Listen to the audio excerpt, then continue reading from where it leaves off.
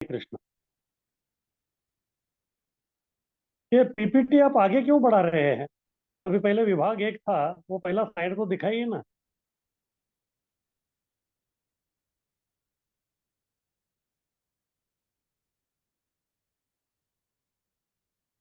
अरे बोलो, आप आगे किधर भाग रहे हैं?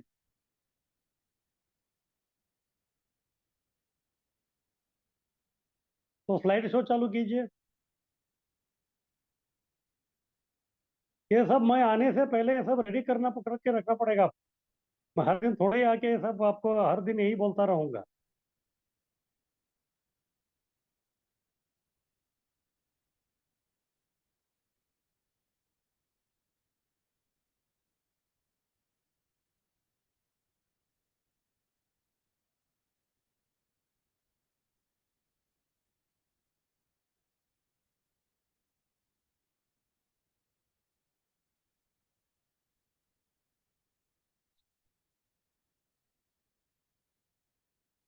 तो ईशोपनिषद का अभी जो है असली जो किताब है उसका हम लोग शुभारंभ कर रहे हैं। इसके पहले वेदों के बारे में प्रभुपाद जी ने हमको समझाया। उसके बाद उनका कॉन्वे हॉल में जो लेक्चर हुआ था, वो वैदिक साहित्य के बारे में जो विस्तार रूप से जो प्रवचन दिया था, उसके ऊपर भी हम लोगों ने चर्चा किया। फिर उसके बाद जो मंगलाचरण ईश स्तुति था, उसके बारे में हम लोगों ने चर्चा किया। अभी ये जो 18 मंत्र का जो ईशोपनिषद है, उसका अब हम लोग शुभारंभ कर रहे हैं। तो ये जो 18 मंत्र है, उसका विभाग इस प्रकार से है। तो सबसे पहले मंत्र एक जो है वो परम सत्य का तत्व के बारे में बताता है। परम सत्य कौन है? दूसरा एक और दो है ज्ञान युक्त कर्म किस प्रकार से करना।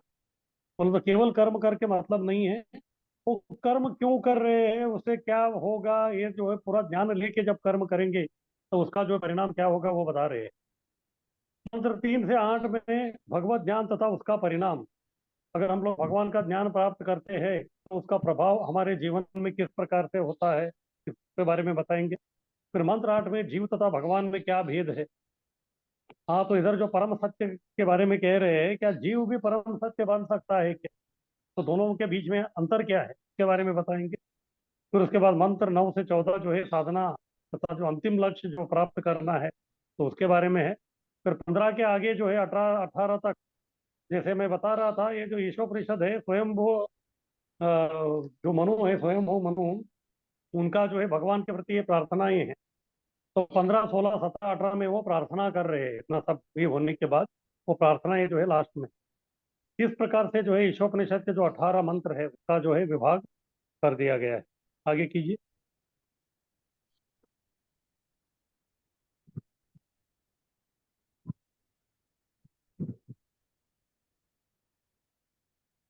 तो मंत्र 1 2 3 जो है ये ईशावास्य तत्व के बारे में बताने वाला है।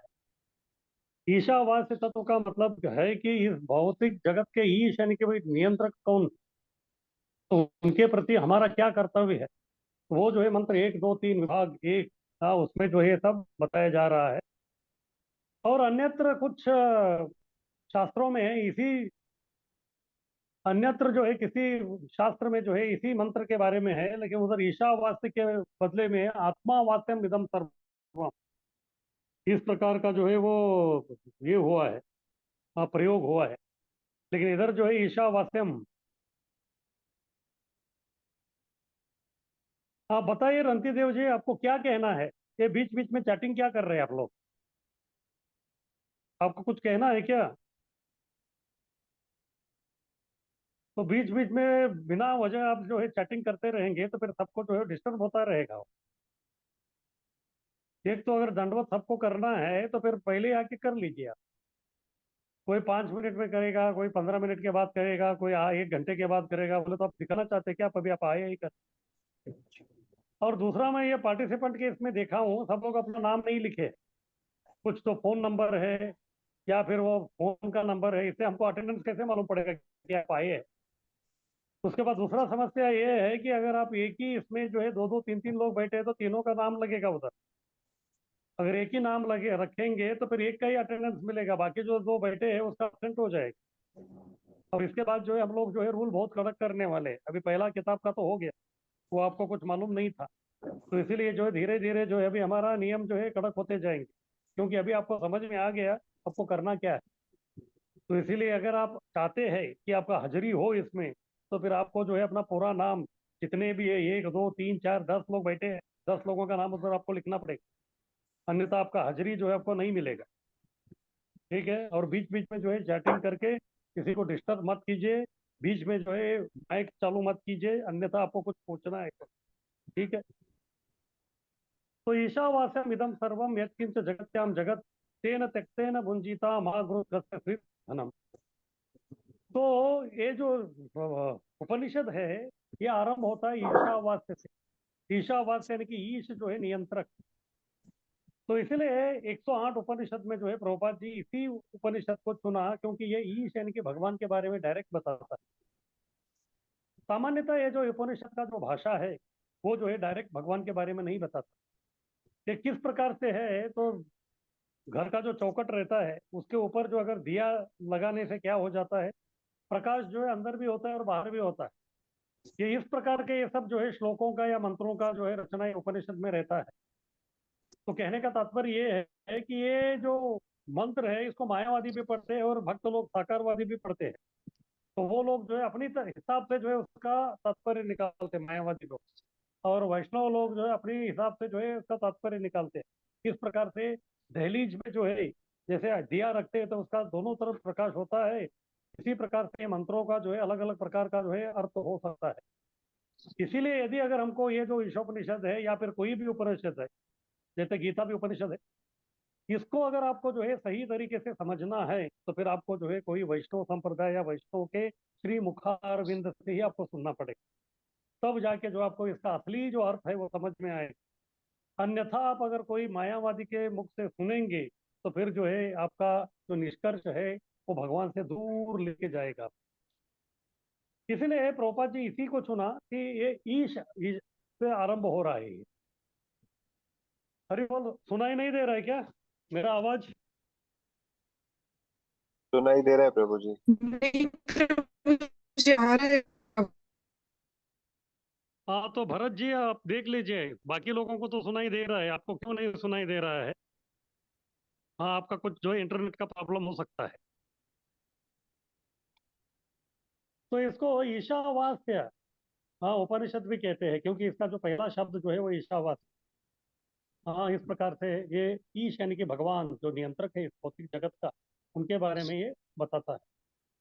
ईशावास्य इदम सर्वम, तो ये सब कुछ जो है ये भगवान की है। यत्किंच जगत्याम जगत तेन त्यक्तेन भुंजीता माँ गुरु तस्य विद्धनम। आगे कीजिए।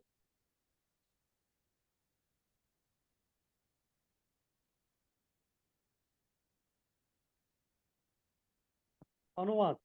इस ब्रह्मांड में प्रत्येक जड़ या चेतन भगवान से नियंत्रित है और उनकी ही ये संपत्ति है। हाँ, तो इधर बता रहे हैं कि इस ब्रह्मांड में जो है जो भी जड़ वस्तु है या फिर चेतन वाला व्यक्ति है, वस्तु है, ये सब जो है भगवान से नियंत्रित है और ये उनकी ही संपत्ति है।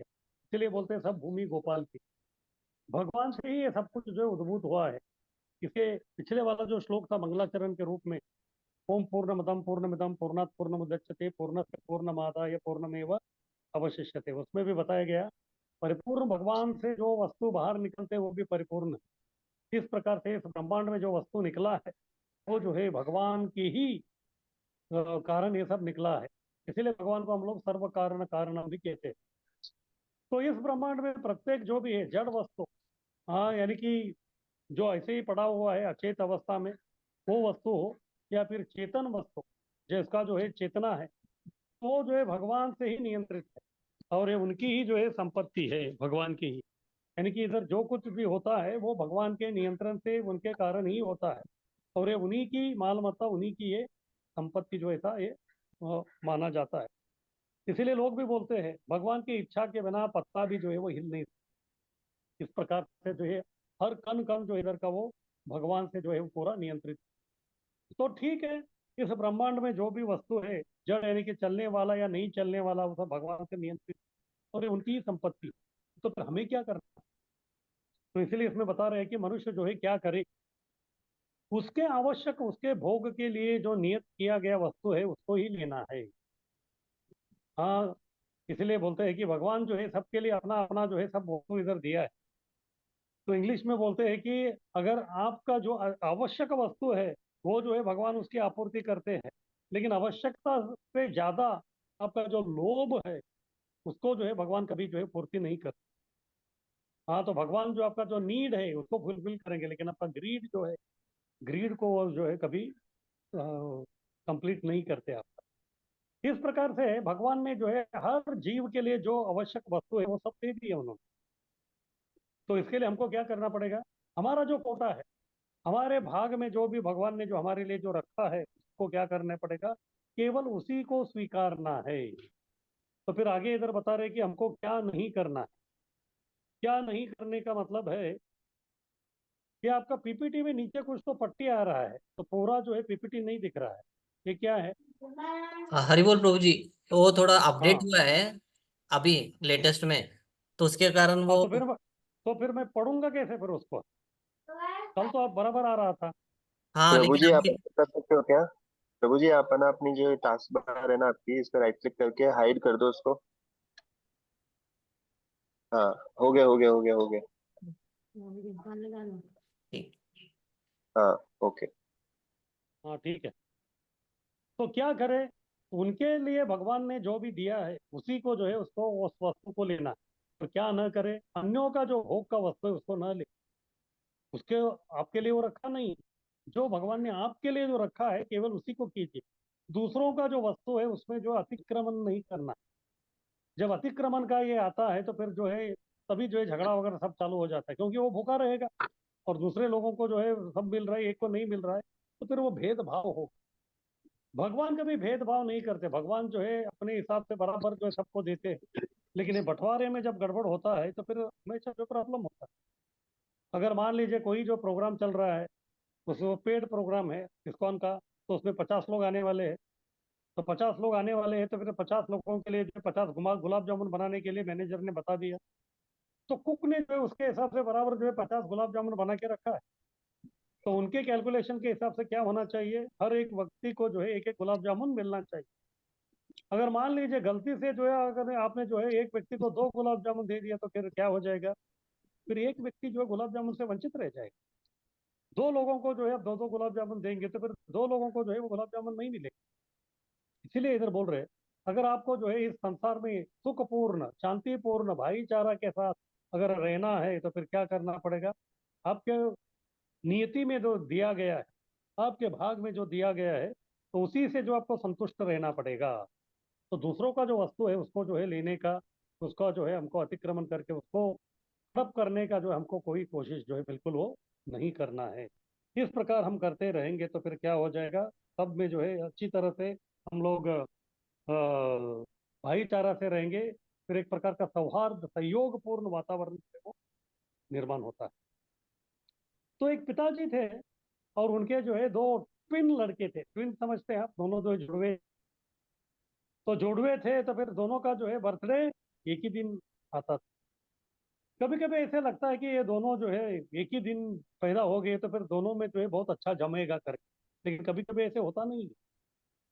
तो इधर भी ऐसा ही था। ये जो दोनों लड़के जिनका एक ही जन्मदिन था, दोनों का हमेशा जो है झगड़ा ही चलता रहे। तो इसीलिए जो है पिताजी भी परेशान थे, अभी क्या करें। तो इसीलिए जो है उसको अलग वस्तु देते थे, उसको अलग वस्तु देते थे। इस प्रकार वो चलता था। लेकिन जिस दिन इनका जो जन्मदिन था तो उस दिन जो है केक कटिंग करवाना था। फिर बाद में पिताजी सोचे अभी जो है इसके ऊपर जो है बहुत बड़ा बवाल हो जाएगा। तो फिर भी जो है बच्चों के ऊपर उनका प्रेम था, स्नेह था। इसलिए जो है मार्केट में जाके जो है एक अच्छा जो है केक लेके आ गए। फिर केक जैसे आ गया तो फिर बाद में जो है वो मोमबत्ती लगाया था। मोमबत्ती अलग अलग लगाया था थोड़ा साइड में। तो फिर उसको बोला कि आप इधर फूको, उसको बोला कि इधर फूको। तो फूकने का काम तो हो गया। उसके बाद जो है मेन आइटम है क्या है? एक ही केक था, उसको काटना था। शायद वो दो केक ला सकते थे, लेकिन उसमें भी जो है झगड़ा हो गया कि वो बोलेगा कि मुझे यही केक चाहिए, वही केक चाहिए। इसलिए उन्होंने जो है एक ही केक लेके आए। तो अभी दोनों जो है झगड़ने लगे किसके लिए? चाकू को प्राप्त करने के लिए। क्योंकि उसको लग रहा था कि मैं ही काटूंगा, इसको लग रहा था कि मैं ही काटूंगा। फिर बाद में झगड़ा दोनों का चल रहा था, दोनों के हाथ में जो है चाकू नहीं आया तो तुरंत पिताजी जो है वो चाकू अपने हाथ में ले ली। फिर बाद में झगड़ा कर रहे थे, 5 मिनट झगड़ा किया बच्चों ने, फिर बाद में जो है वो शांत हो गए। फिर बाद में पिताजी ने बोला देखो, आप दोनों का जो है जन्मदिन है, अभी जो है केक कटिंग करना है। लेकिन अभी मैं ऐसा सोचा हूँ कि आप दोनों में से जो है एक व्यक्ति जो है केक कटिंग करेगा। तो फिर दोनों खुश हो गए, चलो किसी को तो ये मिलने वाला है करके। फिर भी मन में लग रहा था कि पिताजी मुझसे प्रेम करते हैं तो फिर वो मुझे ही देंगे करके। लेकिन बाद में पिताजी ने बोला, एक व्यक्ति जो है, एक बच्चा जो है केक काटेगा, लेकिन उसके बाद जो है उसको उठाने का जो काम है केक को, वो दूसरे का होगा। केक केवल काट सकता है, काटने के बाद वो उठाएगा नहीं। जनरली होता है ना, काटने के बाद वही व्यक्ति उसको उठा लेता है केक को। एक व्यक्ति काटेगा लेकिन दूसरा जो है वो उसको सबसे पहले उठाएगा। क्योंकि दोनों के मन में ये चल रहा था, जब मेरे हाथ में चाकू आएगा तो फिर मेरे तरफ जो है ना केक, उसको जो है मैं ज्यादा करके रख के जो इस प्रकार से काटूंगा। यानी कि इसको जो है केवल 20% उस तरफ का काटूंगा, फिर बाकी जो है 80% मैं ही लूंगा। ये भी वैसे ही सोच रहा था, मैं मेरी तरफ जो है ज्यादा काट के जो है उसको मैं उठा लूंगा, इसको कम मिलेगा कर। ये पिताजी समझ गए, इसलिए उन्होंने यही कंडीशन लगा था कि ये कि जो बच्चा है वो काटेगा, लेकिन वो उठाएगा नहीं, दूसरा उठाएगा। फिर अभी कैसा है कि अगर ये व्यक्ति ने जो है किधर भी काटा, अगर दूसरे का भी उठाने का है तो फिर वो सोचेगा कि कौन सा बड़ा है, तो फिर वो उसको उठाएगा। यानी कि ये किधर भी काटेगा तो फिर जो है उसको कुछ फायदा होने वाला नहीं। केवल इसके नसीब में यही आएगा कि केवल जो है केक कटिंग का सौभाग्य उसको प्राप्त हो गया, लेकिन केक प्राप्त करने का सौभाग्य नहीं हो। फिर अभी क्या करेगा, भले ही ये बच्चा काटे या वो बच्चा काटे, वो बराबर बीच में काटेगा, बराबर जो है बीच में काटेगा। तो इसी प्रकार से जो है इधर भी जो है भगवान जो है सब केक को दे दिया है। तो आपको क्या करना है, आपका जो हिस्से का है उतना ही जो है काट के आपको अलग होना है। दूसरे का जो है वो करना नहीं है। अगर दूसरे के इसमें आप ये करेंगे तो फिर जो है बहुत मुश्किल हो जाएगी। अभी एग्जाम होता है स्कूल में, अगर हम देखते हैं, फिर बाद में जब परीक्षा आता है तो फिर वो लोग जो है उस व्यक्ति का, एक विद्यार्थी का जो जितना जो है, अगर मान लीजिए 6-7 सब्जेक्ट है तो उसका जो है टोटल का जो वो लोग परसेंटेज निकालते हैं।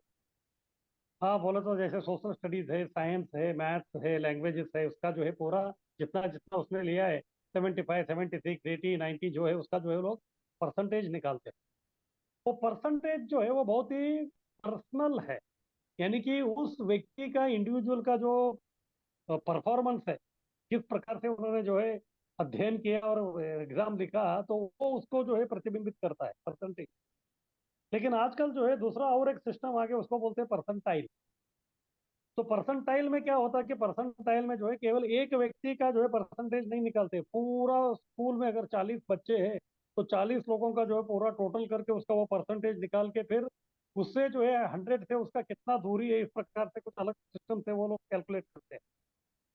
तो इससे क्या होता है, कभी हो सकता है कि स्कूल में जो है 10-12 जो है बहुत ही अच्छे स्टूडेंट है, वो लोग जो अपना सब अध्ययन कर रहे हैं, और बाकी जो 8-10 लोग हैं वो अच्छा अध्ययन नहीं कर रहे। तो अभी मानवीय दृष्टिकोण से ये होना चाहिए कि जिसको जो है ज्ञान आता है, वो बहुत ही होशियार लड़का है, वो जो होशियार नहीं है उसको जो है मदद करना चाहिए। जब वो मदद नहीं करता है तो फिर बाद में गड़बड़ हो जाता है। इसीलिए इस प्रकार ये जो होशियार लड़का है वो दूसरे लड़कों को मदद करना चाहिए। इसीलिए जो है केवल इंडिविजुअल एक विद्यार्थी का जो है वो परफॉर्मेंस का वो लोग किस प्रकार से उसने ये किया है उसको न देखते हुए पूरे क्लास का जो है वो लोग परसेंटाइल निकालते हैं। तो अभी क्या होगा, एक ही व्यक्ति जो है उसको 90% मार्क्स मिला है और बाकी जो लोगों को जो है 40%, 45% ऐसा मिला है। तो फिर अभी क्या हो जाएगा, भले ही ये जो व्यक्ति अपने बलबूते पे 90% लाया है, लेकिन उसका 90% ऐसा नहीं कहेंगे हम लोग। फिर उसमें क्या है, 90% ये, फिर बाकी लोगों को 40% उसका एवरेज निकलेगा। इसका मतलब ये है कि ये 90% लाने के बाद भी इस व्यक्ति का जो है टोटल स्कोर हम बोलेंगे कि तुम्हारा केवल 60% ही हुआ है। बोले तो उसका जो ज्यादा वाला जो परफॉर्मेंस है वो दूसरों में बंटवारा हो जाएगा। तो अभी ये क्या करेगा, अपना जो है 60% को बढ़ाना है तो फिर केवल उसका इंडिविजुअल परफॉर्मेंस, अपना जो खुद का जो है परफॉर्मेंस से नहीं होगा, उसको दूसरे जो विद्यार्थी है उनका भी जो है वो बढ़ाने का कोशिश करेगा। जितना वो लोगों का भी बढ़ेगा तो फिर इसका जो परसेंटाइल है ये बढ़ेगा। हाँ, इस प्रकार का जो ये सिस्टम है, ये ईशावास्यम इसको जो है सूचित करता है। फिर तभी क्या होगा, दोनों के सबके बीच में जो एक प्रकार का जो है एक टीम स्पिरिट आएगा। उनको लगेगा कि मैं अकेला नहीं, हम लोग सब मिलके एक करेंगे। तो इसी प्रकार का जो टीम वर्क है, यानी कि एक मिलजुल के जो है खाना, मिलजुल के बांट के ये करना, इसी के बारे में जो इधर भगवान जो है हमको इधर समझा रहे हैं। इसलिए इस ब्रह्मांड में जो है भगवान ने सही तरीके से बराबर जो है बंटवारा सब कर चुके हैं, किसको कितना लेना चाहिए। लेकिन जब हम लोग जो है एक दूसरे को बांटने में अगर गड़बड़ करेंगे तो फिर उसी से जो है हमेशा गड़बड़ सब कुछ होता है। अभी आसमान के दृष्टिकोण से हम देखेंगे, ये जो पृथ्वी है इसमें कोई बॉर्डर खींचा नहीं भगवान ने। ये इंडिया का येलो सी है, ये पाकिस्तान का येलो सी है, नहीं। भगवान के लिए भूमि जो है वो वही है। लेकिन हम लोग जो है अपनी मानसिकता के कारण उधर खींच लिया, हाँ ये यहाँ तक के हमारा सरहद है, यहाँ तक मेरा बाउंड्री है। फिर जो है वो झगड़ा वगड़ा जो है सब वो आरंभ हो जाता है। तो इस प्रकार से हमको जो है भगवान का जो व्यवस्था है उसको समझना चाहिए। भगवान को समझ व्यवस्था समझ के भगवान उस व्यवस्था क्यों बनाया है, अगर वो हम लोग समझ के उस प्रकार से जो अगर हम काम करेंगे तो फिर कभी जो है झगड़ा वगड़े जो है बिल्कुल कुछ जो है वो होने का जो है कोई गुंजाइश नहीं है। फिर सब लोग जो है आराम से अपने हिसाब से जो है सब कुछ कर सकते हैं।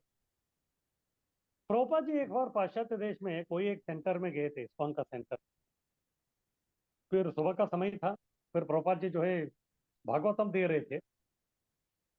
उस समय में कोई एक व्यक्ति आया, आके वो जोर जोर से चिल्ला रहा था। प्रभुपाद जी को समझ में नहीं आया था ये क्यों चिल्ला रहा है कर। फिर प्रोपा जब उठ नहीं सकते थे तो फिर उन्होंने जो है ये कर दिया, वो लेक्चर जो है पूरा प्रवचन कंप्लीट कर दिया। फिर उसके बाद जो है जो मैनेजर लोग थे उनको बुलाया। फिर बाद में बोला कि ये व्यक्ति है ही कौन, ऐसा क्यों चिल्ला रहा था। फिर बाद में उधर के जो टेम्पल प्रेसिडेंट थे, मंदिर के अध्यक्ष, वो बताने लगे कि प्रभुपाद जी कैसा है कि हमारा ये जो सेंटर है इसका जगह जो है बहुत कम है, इसलिए आजू बाजू में बिल्कुल जो है जगह नहीं है, तो इधर हम लोग जो है कुछ पेड़ पौधे नहीं लगा सकते। फिर इधर जो है हमारे देश में जो है फूल वगैरह जो है बहुत महंगे आते हैं, इसीलिए इतना पैसा भी हमारे पास नहीं कि अच्छी तरह जो हम लोग फूल खरीद के जो है भगवान का श्रृंगार करें। बाकी समय में जो हमारा थोड़ा बहुत जो है उसी में चल जाता है, कभी कभी जो हम लोग उसका भगवान का श्रृंगार करते भी नहीं है। लेकिन क्योंकि अभी आप आए हैं, आपका आगमन हो गया है, तो इसलिए हम चाहते थे कि भगवान का श्रृंगार जो है फूलों से अच्छी तरह हो कर। लेकिन उतनी जो है हमारे पास पैसा नहीं, फिर अभी क्या करें। लेकिन बगल में जो है बहुत बड़ा एक व्यक्ति है, वो लैंडलॉर्ड है, उसके पास जो है बहुत सारा जगह भी है और बहुत सारे फूलों का जो है सब ये है, पेड़ है। तो हम लोग जो है उधर से लेके आ गए। फिर प्रभुपाद ने पूछा कि ये तो एक प्रकार का चोरी है, तो फिर आप लोग जो है इस प्रकार क्यों किया। फिर कोई जो भक्त था वो प्रभुपाद को बोलने लगा, प्रभुपाद कल ही जो है आप बता रहे थे, क्या बता रहे थे कि ये सब जो है भगवान की ही है। तो भगवान की ये सब वस्तु जड़ और चेतन ये सब जो है भगवान से नियंत्रित है, तो उनकी ही संपत्ति है, तो फिर ये संपत्ति जो है भगवान के सेवा में ही लगनी चाहिए। तो इस कारण से जो है हम लोगों ने सोचा कि ये बगल वाले एक व्यक्ति का जो है वो घर है, उसका वृक्ष है, उसके फूल है, लेकिन ये सब संपत्ति किसकी है, भगवान की है, तो भगवान की इसमें लगना चाहिए करके हम लोगों ने तोड़ के लेके आ गए। फिर बाद में प्रभुपाद जी समझ गए। प्रभुपाद जी समझ गए कि मैंने ये लेक्चर दिया था जो है इस ब्रह्मांड में प्रत्येक जड़ चेतन भगवान से नियंत्रित है और उनकी संपत्ति है, लेकिन अब इसको वो नहीं बदल सकते। लेकिन इन्होंने जो किया है उसमें जो है कुछ गड़बड़ था, उसको उनको ठीक करना था। फिर बाद में प्रभुपाद जी ने उनको समझाया। प्रभुपाद जी जो है उनको बताया कि ठीक है, ये जो व्यक्ति है उनका जो है ये सब बगीचा वगीचा ये सब कुछ है और सब कुछ जो है भगवान की ही संपत्ति है। लेकिन भगवान ने जो अपनी ये जो संपत्ति है वो जो है वो हमको ना देकर इस व्यक्ति को दिया है, उसके निगरानी में रखा है वो सब। वो भगवान की ही संपत्ति है, लेकिन निगरानी जो है उनके वो जो बगल वाला व्यक्ति उसके इसमें दिया है। तो इसीलिए जो है भले ही वो भगवान की संपत्ति क्यों ना हो, अगर उसको जो हमको लेना है तो फिर उसका, क्योंकि भगवान ने उसको निगरानी में रखा है, तो फिर उसका अनुमति लेना बहुत आवश्यक है। एवढं तर कसं आहे आपल्या जास्त जात नाही कुठे काही नाही दिसत थोडीशी तो भगवान ने जो उनके निगरानी में रखा है, तो भगवान ने उनके निगरानी में रखा है, तो फिर उनका अनुमति के बिना जो हम लोग ये नहीं करते। इस प्रकार से प्रभुपाद जी ने समझाया, तो फिर उन्होंने बोला कि ठीक है प्रभुपाद, अगली बार से हम लोग इस प्रकार का कोई हरकत नहीं करेंगे। तो इस प्रकार से ये जो है, हाँ, ये इस श्लोक का मतलब यही है कि भगवान की संपत्ति सब कुछ है, लेकिन भगवान जो है वो कुछ जो वस्तु है दूसरों को दे दिया है, तो फिर उसके हिसाब से उनका जो अनुमति लेके ही जो हमको ये सब करना पड़ता है। ठीक है, ये जो राष्ट्र है, ये राष्ट्र जो है भगवान की संपत्ति है। इस प्रकार से जो है हम लोग जो है राष्ट्र का नियम को तोड़ के जो है हम लोग भक्ति नहीं कर सकते। हाँ, तो हमको जो है राष्ट्र का नियमों का पालन करते हुए, सरकार का नियमों का पालन करते हुए जो हमको सेवा करनी पड़ेगी। किसी का कुछ प्रश्न है इसके ऊपर?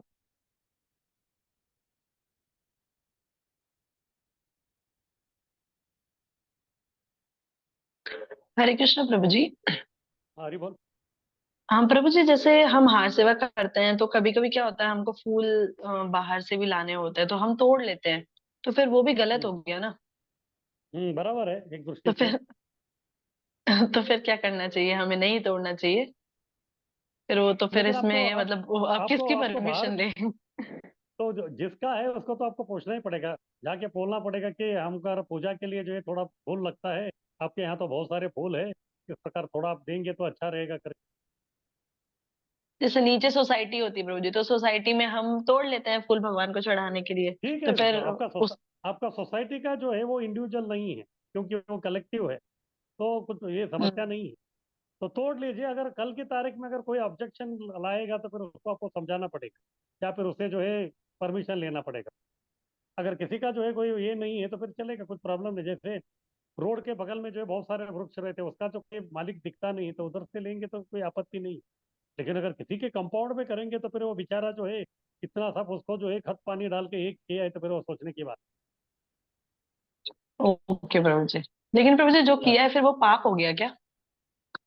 पाप ऐसा नहीं कह सकते, लेकिन उससे जो है उस व्यक्ति को ठेस नहीं पहुंचना चाहिए। कहने का तात्पर्य ये है, भाईचारा यानी कि सहयोग पूर्वक हमको जिंदगी बिताना है।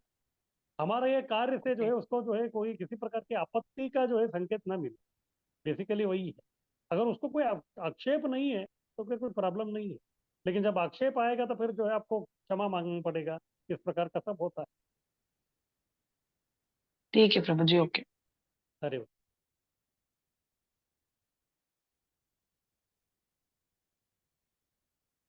तो ठीक है, आगे कीजिए।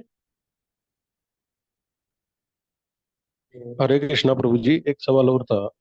हाँ बोलिए। इसमें हमें ये कैसे पता चलता है कि जैसे हम चलो जो भी धन अर्जित कर रहे हैं, कमाई कर रहे हैं, हम्म। उसे भी कितना हमारे लिए है और कौन सा पोर्शन हमारे लिए नहीं, हमें क्या करना चाहिए उसका? देखिए, आपका इंडिविजुअल ये है, आपको कितना जो है देना है। जैसे समय जो है भगवान ने आपको 24 घंटा दिया है, उस 24 घंटे में जो है 24 घंटे में भगवान के लिए कितना घंटा है वो आपको डिसीजन लेना है। इसी प्रकार से आप जो जो धन कमा रहे हैं तो उसमें आपको सोचना पड़ेगा कि इसमें जो है भगवान के लिए मैं कितना दे सकता हूँ। इसमें जो है कोई जोर जबरदस्ती नहीं है। प्रैक्टिकली देखा जाए, ऐसे देखा जाए, आइडियली देखा जाए तो सब कुछ भगवान का है, तो 100% भगवान को देना पड़ेगा, वो तो नहीं हो सकता।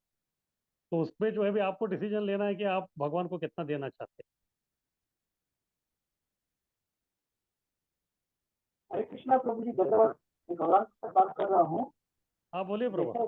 जैसे जैसे आपने बोला स्कूल के बारे में जो परसेंटेज निकालते हैं, बहुत अच्छा बोला आपने, बहुत अच्छा लगा मेरे को। तो कहने का मतलब है कि हमारे इसमें ग्रुप में भी लोग पूछते, मेरा हाजिरी ज्यादा हो गया, मेरा हाजिरी कम हो गया, तो वो लोग भी सोचना चाहिए तो हमारे क्लास में कम अटेंडेंस वाले होंगे उनको दिया होगा, तो ऐसे समझना चाहिए। बहुत अच्छा बताया, मेरे को बहुत अच्छा लगा। हरि बोल। हरि बोल। हाँ, सुनाई दे रहा है। हरे कृष्णा। प्रभु जी। मुझे सुनाई पड़ रहा है। हाँ तो बोलिए गौरंग प्रसाद प्रभु, आपका आवाज नहीं आ रहा था इसीलिए बोला मैं। अभी आ रहा है। हाँ, अभी थोड़ा ठीक है। जैसे स्कूल का बताया ना आपने, परसेंटेज निकालने का तरीका, तो बहुत हाँ। अच्छा लगा मेरे को। सही बोला आपने। और हम्म। उसी तरह से मेरे बहुत से प्रश्न पूछ रहे थे लोग हमारे ग्रुप में थे, मेरा हम्म। अटेंडेंस कम है ज्यादा है। तो हम्म। जिनको कम है जिनको ज्यादा है, वो सोचना चाहिए कि कम वाले भी हमारे इसमें है, तो आपने ज्यादा अटेंड किया तो भी थोड़ा कुछ तो ये किया होगा। तो ये बहुत अच्छा एग्जाम्पल दिया, मेरे को बहुत अच्छा लगा। हरे कृष्णा। हरे कृष्णा। और किसी का कुछ कहना है? प्रभु जी, मैंने जो सवाल पूछा था आपने जवाब भी दिया उसका कि अपनी मर्जी है, बट कई हाँ जगह जी। पे सुनते हैं कि शास्त्रों में बोलते हैं कि 10% अपनी इनकम का दान करना ही चाहिए। वो शास्त्र के हिसाब से सही है या नहीं है? 10% नहीं है, 50% आपको देना है दान, रूप गोस्वामी के हिसाब से। 25% जो है कृष्ण भावना के लिए देना है, 25% आपके रिलेटिव्स में देना है, और बाकी 50% आपको इमरजेंसी आपके लिए रखना है। ये हमारा गौड़ी वैष्णवों का स्टैंडर्ड है। ओके प्रभु जी, हरे कृष्ण। और उस प्रकार से रूप गोस्वामी ने भी किया। जब वो सेवानिवृत्त हो गए, इस प्रकार से अपने संपत्ति का उन्होंने बंटवारा किया। हरे कृष्णा प्रभु जी, दंडवत प्रणाम। हाँ बोलिए। हाँ, वरदान चैतन्य प्रभु जी। हाँ बोलिए प्रभु। हरे कृष्ण। हाँ प्रभु जी, अभी गवर्नमेंट भी टैक्स अभी कम से कम 30 से 50% तक भी लेता है, तो वो भी कितना सही है प्रभु जी? देखिए, ये आजकल के जो सरकार है उनका वो जो है गॉड कॉन्शियस नहीं है, कृष्ण भावना का ये नहीं है। इसलिए उनके जो भी रूल है ना, उसके ऊपर जो हम लोग शास्त्र के हिसाब से जो उसके ऊपर कोई परपोर्ट नहीं दे सकते। वो उनका वो सब हाँ इंडिविजुअल ये है, वो सब इंडिविजुअल हाँ। ये है पूरा। तो इसीलिए जो हम उसके ऊपर जो है कुछ हमारा नियंत्रण नहीं उसके ऊपर। कुछ जगह तो जो है बहुत सारा टैक्स लेते हैं, तो फिर हम करें क्या? कलयुग में जो इसी प्रकार का ये, अगर वो लोग जो शास्त्रों का पालन करते थे ये सरकार वगैरह, फिर शास्त्र के हिसाब से चलता था। क्योंकि वो लोग शास्त्रों का पालन नहीं करते, तो फिर उनका मनमानी के हिसाब से ही चलेगा। और वो प्रभु जी बहुत नोटिस वगैरह भेज के तंग भी करते हैं, और कितना सही है वो भी उसके ऊपर? देखिए, शास्त्रों के हिसाब से तो ये सब पूरा अत्याचार अतिक्रमण सब कुछ है, जैसे ये श्लोक के हिसाब से है, लेकिन वो तो राक्षसी लोग हैं। वो गद्दी पे बैठे ही क्यों हैं? वो इसीलिए बैठे हैं कि उनको केवल पैसा खाना है। और कलयुग में जो इसी प्रकार का ये सब चलता रहेगा, इधर कोई राजर्षि नहीं है, ये चलता रहेगा। लेकिन क्या करें, अभी हमारे दौर्भाग्य है कि हम लोग ये समय में आए। सरकार सत्युग में हम लोग आके जो है अच्छी तरह भक्ति करके निकल गए होते तो अच्छा था। लेकिन फिर भी अभी टाइम बिगड़ा नहीं है, अभी भी जो है कलयुग में ये स्वर्ण युग चल रहा है चैतन्य महाप्रभु का। 10,000 साल तक जो है अच्छा चलेगा। उसके बाद तो है बस, कुछ पूछ नहीं सकते आप बस। अब व्यक्ति का जो है बहुत ही व्यक्ति के ऊपर जो बहुत सारा अत्याचार होने वाला है। कलयुग का ये लक्षण है, इसमें आप लोग कुछ नहीं कर सकते। श्रीमद् भागवत में ये कलयुग के लक्षण के बारे में बताया है। जो राजा है वो दस्यु यानी कि वो चोर है। हाँ, वो चोर होना ही है उसको। तो इसके ऊपर जो हम लोग, हमारा कोई नियंत्रण नहीं। शास्त्र के हिसाब से ये सब गलत है, लेकिन अभी करे क्या, हम कुछ नहीं कर सकते उसके ऊपर। हरे कृष्ण प्रभु जी, दंडवत हाँ। प्रणाम। मैं ये पूछना चाहती थी, जैसे किसी की सैलरी पता है कि महीने में इतनी सैलरी आने वाली है, लेकिन कोई कोई का ऐसा है कि रोज ही कमाना है, रोज खर्चा मतलब उनका वैसा ही है, तो उन लोगों हम्म। ने कैसा अपना भाग भगवान के लिए निकालना चाहिए? देखिए, पुराने जमाने में ऐसे ही था, लोगों को जो है डेली वेजेस उनका ही वो मिलता था। तो उसमें जो है अगर 1 रुपए वो कमाता था तो 5 पैसा भगवान के सामने जो है कुछ तो रखते थे, मटका विटका, जो उसमें जो है भगवान का नाम का जो है वो डाल देते थे। फिर बाद में जब भी इधर जाते थे तीर्थ यात्रा में या अपना कुल देवत के पास में जो है वो सब जो है उनको दान में दे देते। इस प्रकार का भी सिस्टम है। अगर दिन का आपका है तो दिन में जो है बंटवारा कीजिए। 15 दिन में आपको मिलता है तो 15 दिन में बंटवारा कीजिए। महीने का आता है तो फिर महीने में बंटवारा कीजिए। साल में आता है तो साल में बंटवारा कीजिए।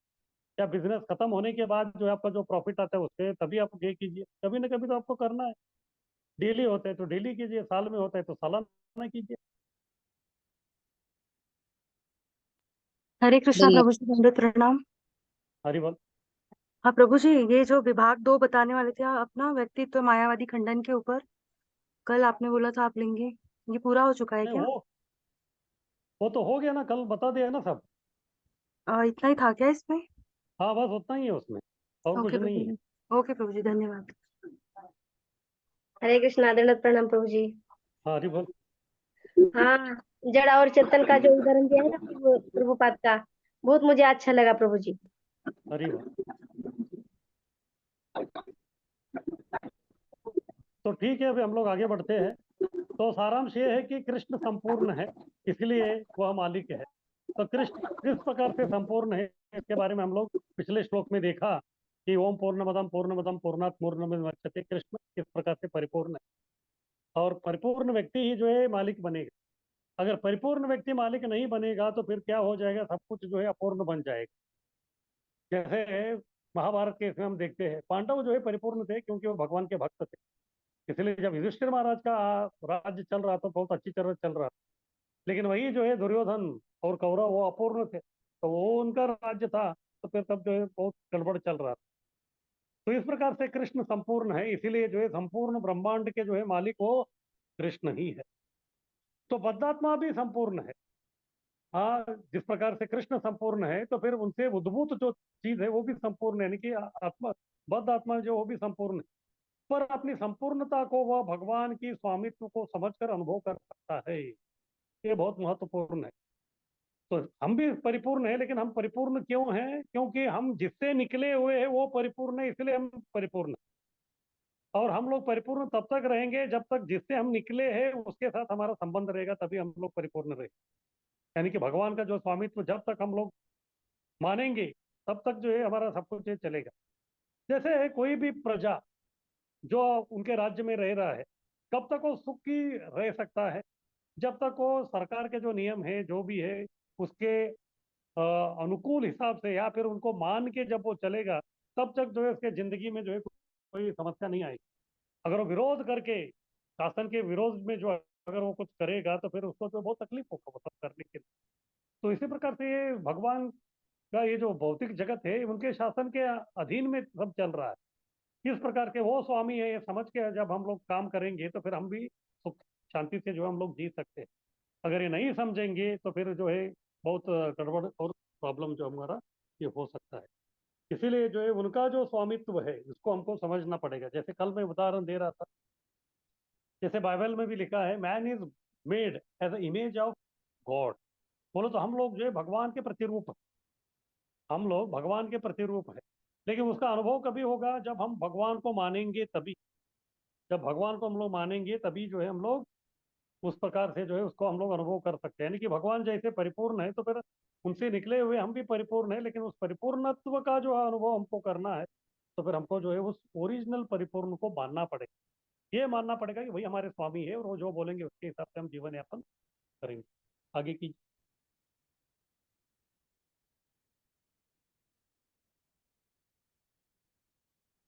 तो अभी विभाग एक है, भगवान मालिक है।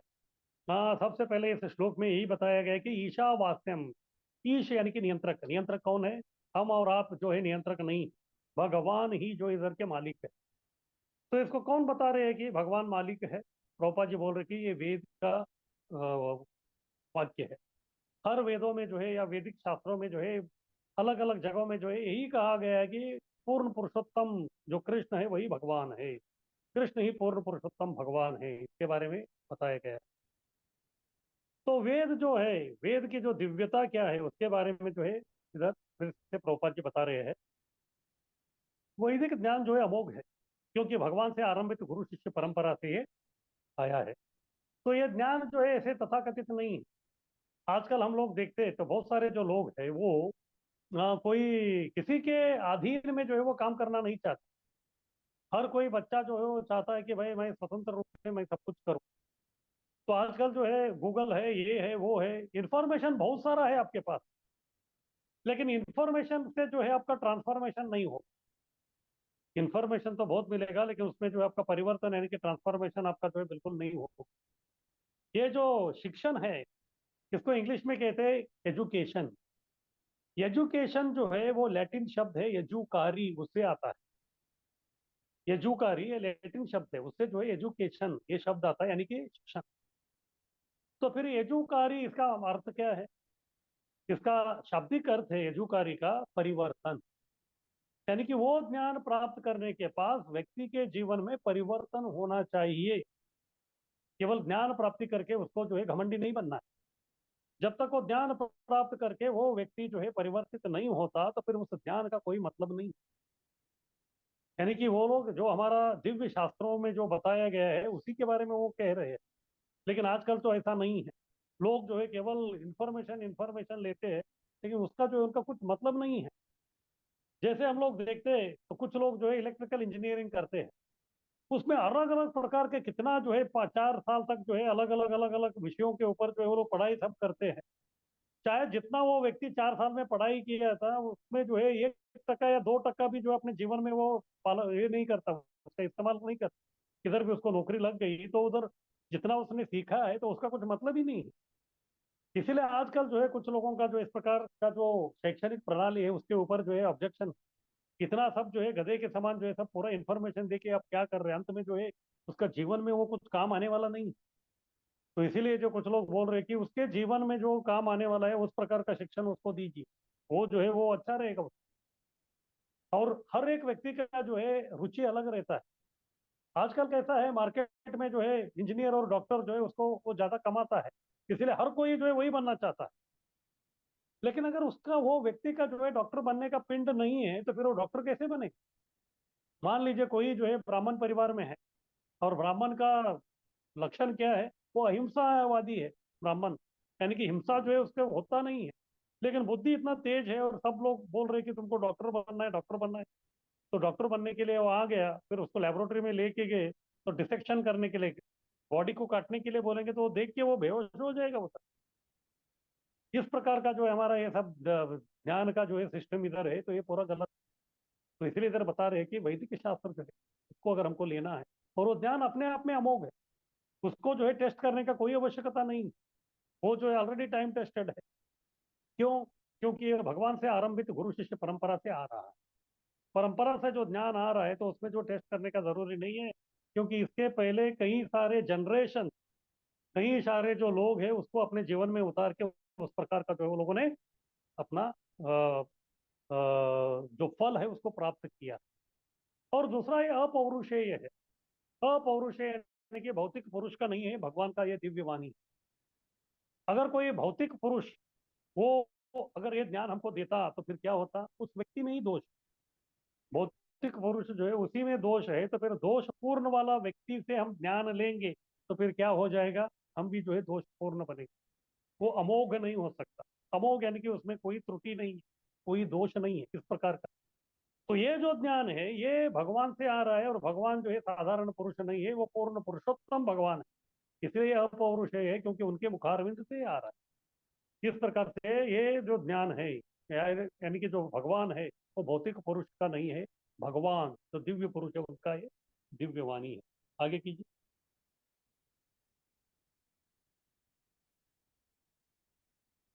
तो वही मैं बता रहा था, इन अपौरुष है जो भगवान है उनमें ये चार दोष नहीं है जो बद्ध आत्मा साधारण जीव में हमेशा दिखते हैं।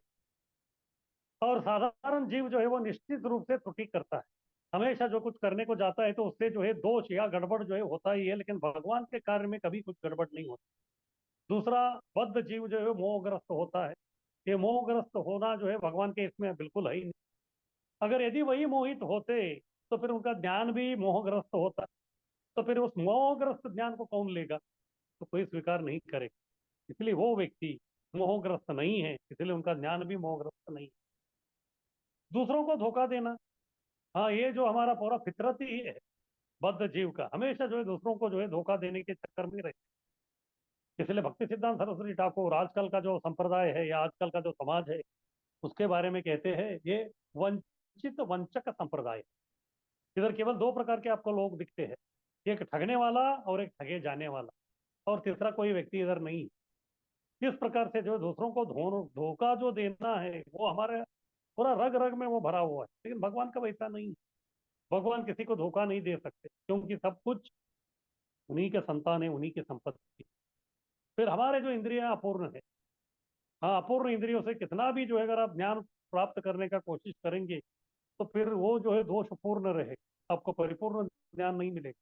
लेकिन भगवान की इंद्रियां दिव्य है, वो भौतिक नहीं है, और वो कलुषित भी नहीं हो सकते भगवान। तो इस प्रकार से जो है भगवान जो है वो अमोघ है। तो इस प्रकार जो अमोघ भगवान है तो उनसे जो है अगर हम लोग जो है ये सब ज्ञान जो हम लोग ले लेंगे तो फिर क्या हो जाएगा? हमारा भी जो है उद्धार हो सकता है। या फिर दोषपूर्ण व्यक्ति जो है उससे जो अगर हम लोगों ने ज्ञान को ले लेंगे तो फिर वो कुछ काम का बिल्कुल नहीं है। तो हम लोग देखते हैं आजकल जो है जो स्कूल कॉलेज में सब चलता रहता है, टीचर है लेकिन टीचर जो है सच्चरित्र नहीं है। वो शराब पीते हैं, फिर बाद में जो है बीड़ी फूकते हैं या सिगरेट फूकते हैं, इस प्रकार का ये है। तो फिर वो आगे क्या लोगों को जो है नैतिकता के बारे में बताएंगे? और जिस व्यक्ति का जो है नैतिकता ठीक नहीं है तो फिर क्या होगा? वो तो जो है बहुत मुश्किल होगा। तो इस प्रकार से भगवान अपौरुषेय है क्योंकि उनमें जो है ये चार प्रकार के जो दोष है वो बिल्कुल नहीं। यह ज्ञान प्रथम ब्रह्म के हृदय में जो है प्रदान किया गया। तो सबसे पहले जो वैदिक ज्ञान है किसको दिया गया? ब्रह्मा जी। ब्रह्मा जी का सबसे पहले निर्मिति हो गई, फिर बाद में जो है उनको समझ में नहीं आया क्या करने का। वो जो है अपने कमल के ऊपर उनका निर्माण हुआ था तो कमल के डंडी में चले गए। उधर भी अंधेरा था, ऊपर नीचे हो रहे थे, हाँ, फिर बाद में जो है भगवान की कृपा से वो बाहर आए तो फिर उनको शब्द सुनाई दी, शब्द ब्रह्मन को क्या करना है, तप करना है, तो तप किया। तो तब जाके जो उनको जो भी पर्याप्त ज्ञान मिलना चाहिए तो वो जो है स्वयं भगवान ने ही जो उनको सबको ज्ञान दे दिया। तो ठीक है, उसके बाद ब्रह्मा जी जो है उस ज्ञान के बलबूते पे सृष्टि करना आरंभ कर दिया, है उसका सृष्टि किया। और उन्हीं में से जो है कुछ उनको शिष्य उनके मानस पुत्र बने। आगे उनके पुत्र तथा शिष्यों से जो है उनको ज्ञान दे दिया। फिर उनके शिष्य और उन पुत्रों के माध्यम से जो है ये ज्ञान जो है पूरा जग भर में जो है वो फैलना आरंभ हो गया।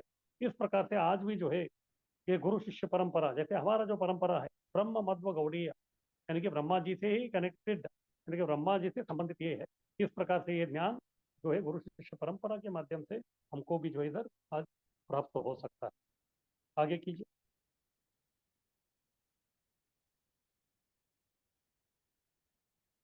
तो ठीक है, ये है वेद। तो वेद जो है अपौरुषेय भगवान के श्री मुखारविंद से निकला हुआ ज्ञान है। तो ठीक है, ये मान लिया हमने। फिर बाद में ये जो वेद है इसमें क्या बताया है, इसमें यही बताया है कि भगवान जो है वो पूर्ण है, भगवान जो है परिपूर्ण व्यक्ति है, उन पर भौतिक प्रकृति के नियम लागू नहीं होते, बल्कि नियम उनके नियंत्रण में हैं। हाँ, तो इधर बता रहे कि भौतिक प्रकृति के जो नियम है वो भगवान के ऊपर बिल्कुल लागू नहीं होते।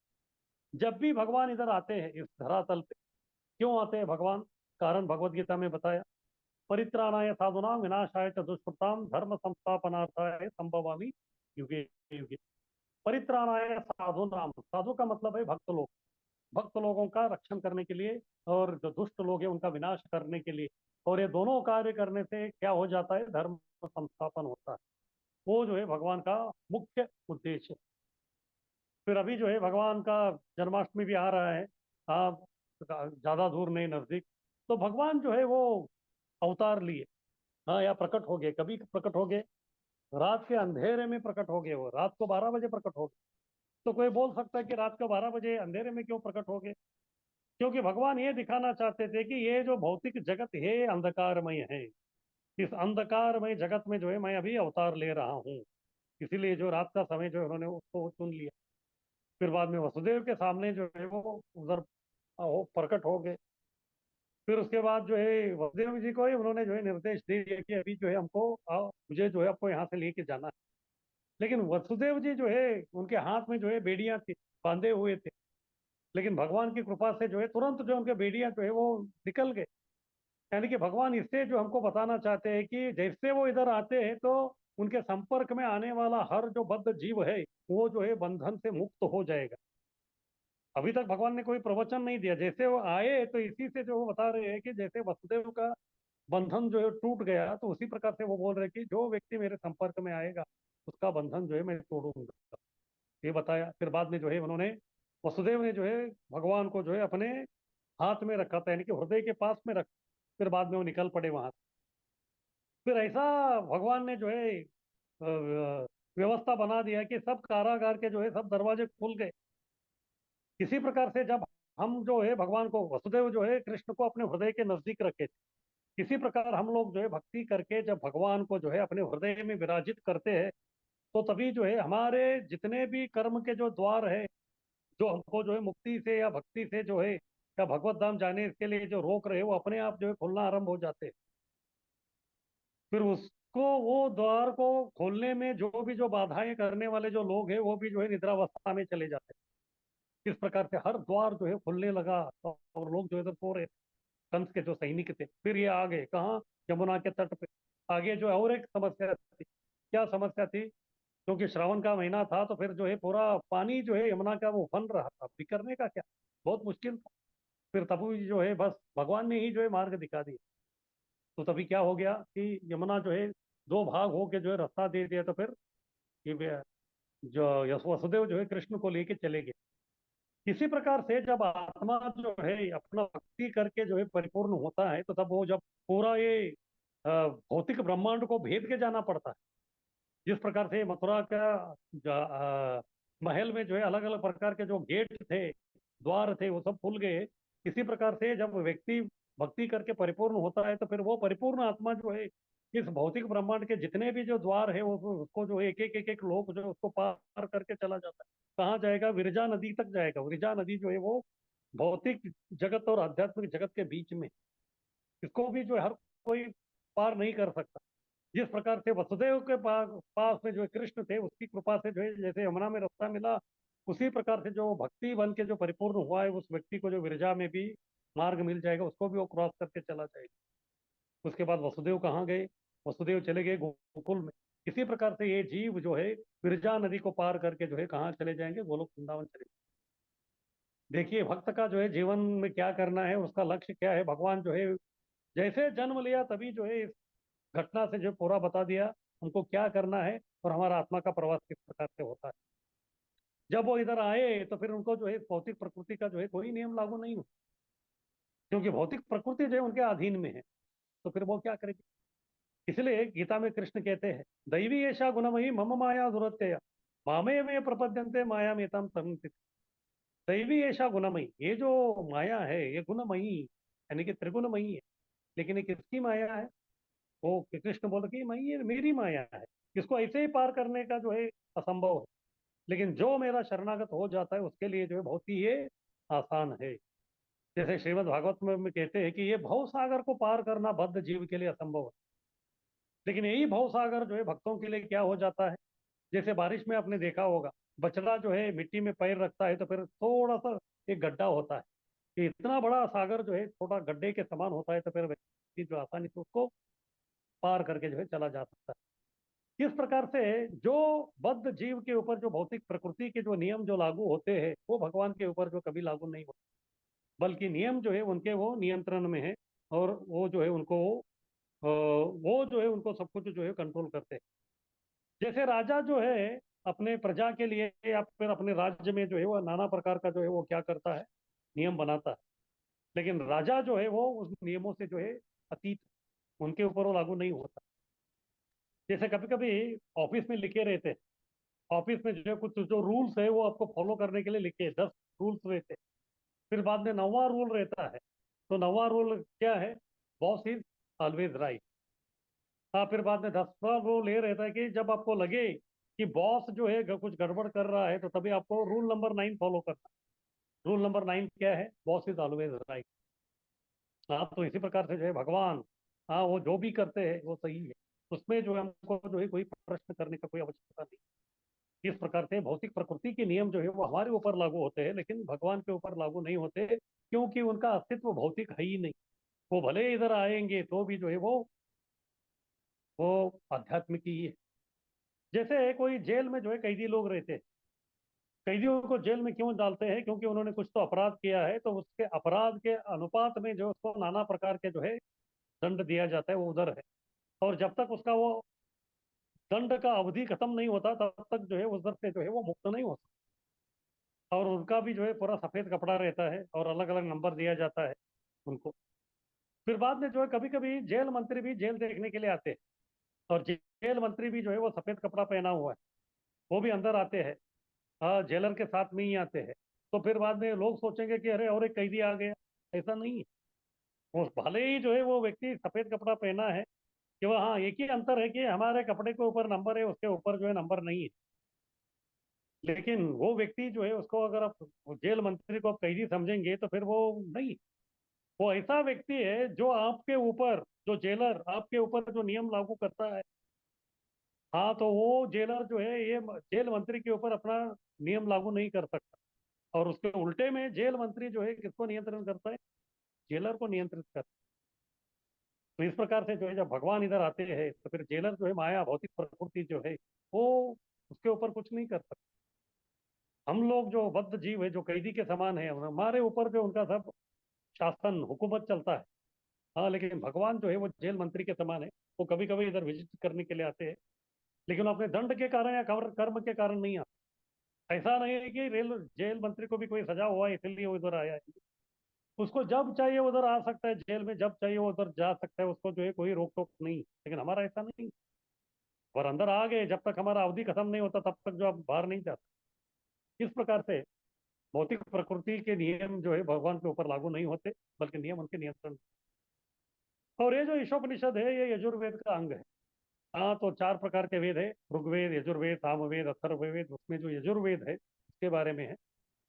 और यजुर्वेद का खासियत क्या है, इसमें जो है ब्रह्मांड के सब वस्तुओं के स्वामित्व की जानकारी, इस ब्रह्मांड में जितने भी जो वस्तु है उसका स्वामी कौन है, वो किसके नियंत्रण में काम करते हैं, उसके बारे में जो है सब कुछ इसमें जो है बताया गया है।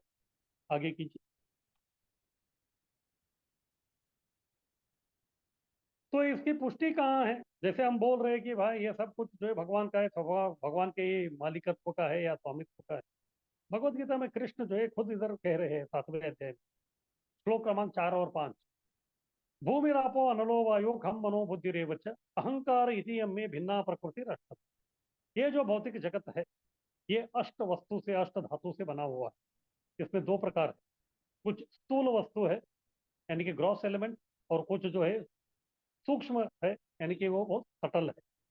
तो 5 जो है स्थूल वस्तु से जो है इसका निर्माण हुआ है। तो 5 कौन से है? भूमि, आप, अनल, वायु और खम। भूमि यानी कि पृथ्वी, आप यानी कि पानी, फिर उसके बाद अनल यानी कि अग्नि, उसके बाद वायु यानी कि हवा, और खम यानी कि आकाश। इस प्रकार से ये 5 जो है ये स्थूल वस्तु है, ग्रॉस एलिमेंट। फिर उसके ऊपर जो है 3 सूक्ष्म तत्व भी है, वो है मन, बुद्धि और अहंकार।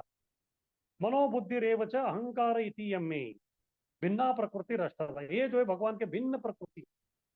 हाँ, तो भगवान के जो है 2 विस्तार है, एक है स्वांश और दूसरा विभिन्नांश। स्वांश का मतलब उनके जितने भी जो अवतार है, हाँ, तो वो सब जो है भगवान जितने ही शक्तिशाली है वो भी भगवान के एक विस्तारित अंश है, लेकिन उसको वांश बोलते हैं। फिर बाकी ये जो है भिन्ना प्रकृति यानी कि विभिन्न अंश है हम लोग। हालांकि हम भी भगवान से ही आए हैं, लेकिन जितने अवतार जो है, जितना पावरफुल है या शक्तिशाली है, उतना जो है हम लोग शक्तिशाली नहीं। इस प्रकार से ये 8, 5 सूक्ष्म, 5 स्थूल और 3 जो सूक्ष्म है, इसी से जो है भगवान ने जो है इस पृथ्वी यानी कि भौतिक जगत का निर्माण उन्होंने किया। आगे कीजिए।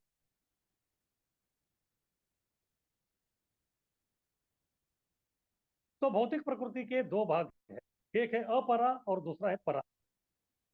अपरा यानी कि निकृष्ट, परा यानी कि उत्कृष्ट, श्रेष्ठ। तो इस भौतिक प्रकृति जो है उसमें 2 है, एक जो है ये जड़ और दूसरा है चेतन। हाँ, क्योंकि इस श्लोक में जो है जड़ और चेतन के बारे में वर्णन हुआ है। तो ये अपरा यानी कि जड़ है, जैसे पृथ्वी है, जल है, अग्नि है, वायु है, आकाश है, मन है, बुद्धि है और अहंकार है। हाँ, तो ये जो है एक प्रकार का जड़ वस्तु है। और उसके ऊपर जो है परा यानी कि जीव है। ये दोनों जो है भगवान से उद्भूत तथा नियंत्रित है। भले ही वो अपरा यानी कि निकृष्ट हो, या फिर वो परा यानी कि उत्कृष्ट या श्रेष्ठ हो, लेकिन ये दोनों जो है भौतिक प्रकृति के जो अंश है ये सब श्री भगवान से ही जो है उद्भूत है और उन्हीं से है नियंत्रित। इसी के बारे में भगवान जो है भगवत गीता में कहते हैं, मयाध्यक्षेन प्रकृति सूयते सचराचर। ये जो भौतिक प्रकृति है मेरी अध्यक्षता के अधीन में जो है काम करता है, और इसमें जो है चर और अचर दोनों है। चर यानी कि चलने वाले, अचर यानी कि नहीं चलने वाले। यानी कि इस भौतिक ब्रह्मांड के चलने वाले वस्तु हो या फिर नहीं चलने वाले वस्तु हो, ये सब जो है प्रकृति के अंतर्गत है, और ये प्रकृति भगवान के अध्यक्षता के अधीन में काम करती है। तो इस प्रकार से भले ही ये निकृष्ट प्रकृति को, अपरा प्रकृति को समझिए, या फिर जीव जो है, ये सब जो लोग है भगवान से ही नियंत्रित है और भगवान से ही इसका उद्भूत हो गया है। इस प्रकार से इस भौतिक प्रकृति के जो है 2 भाग। आगे कीजिए।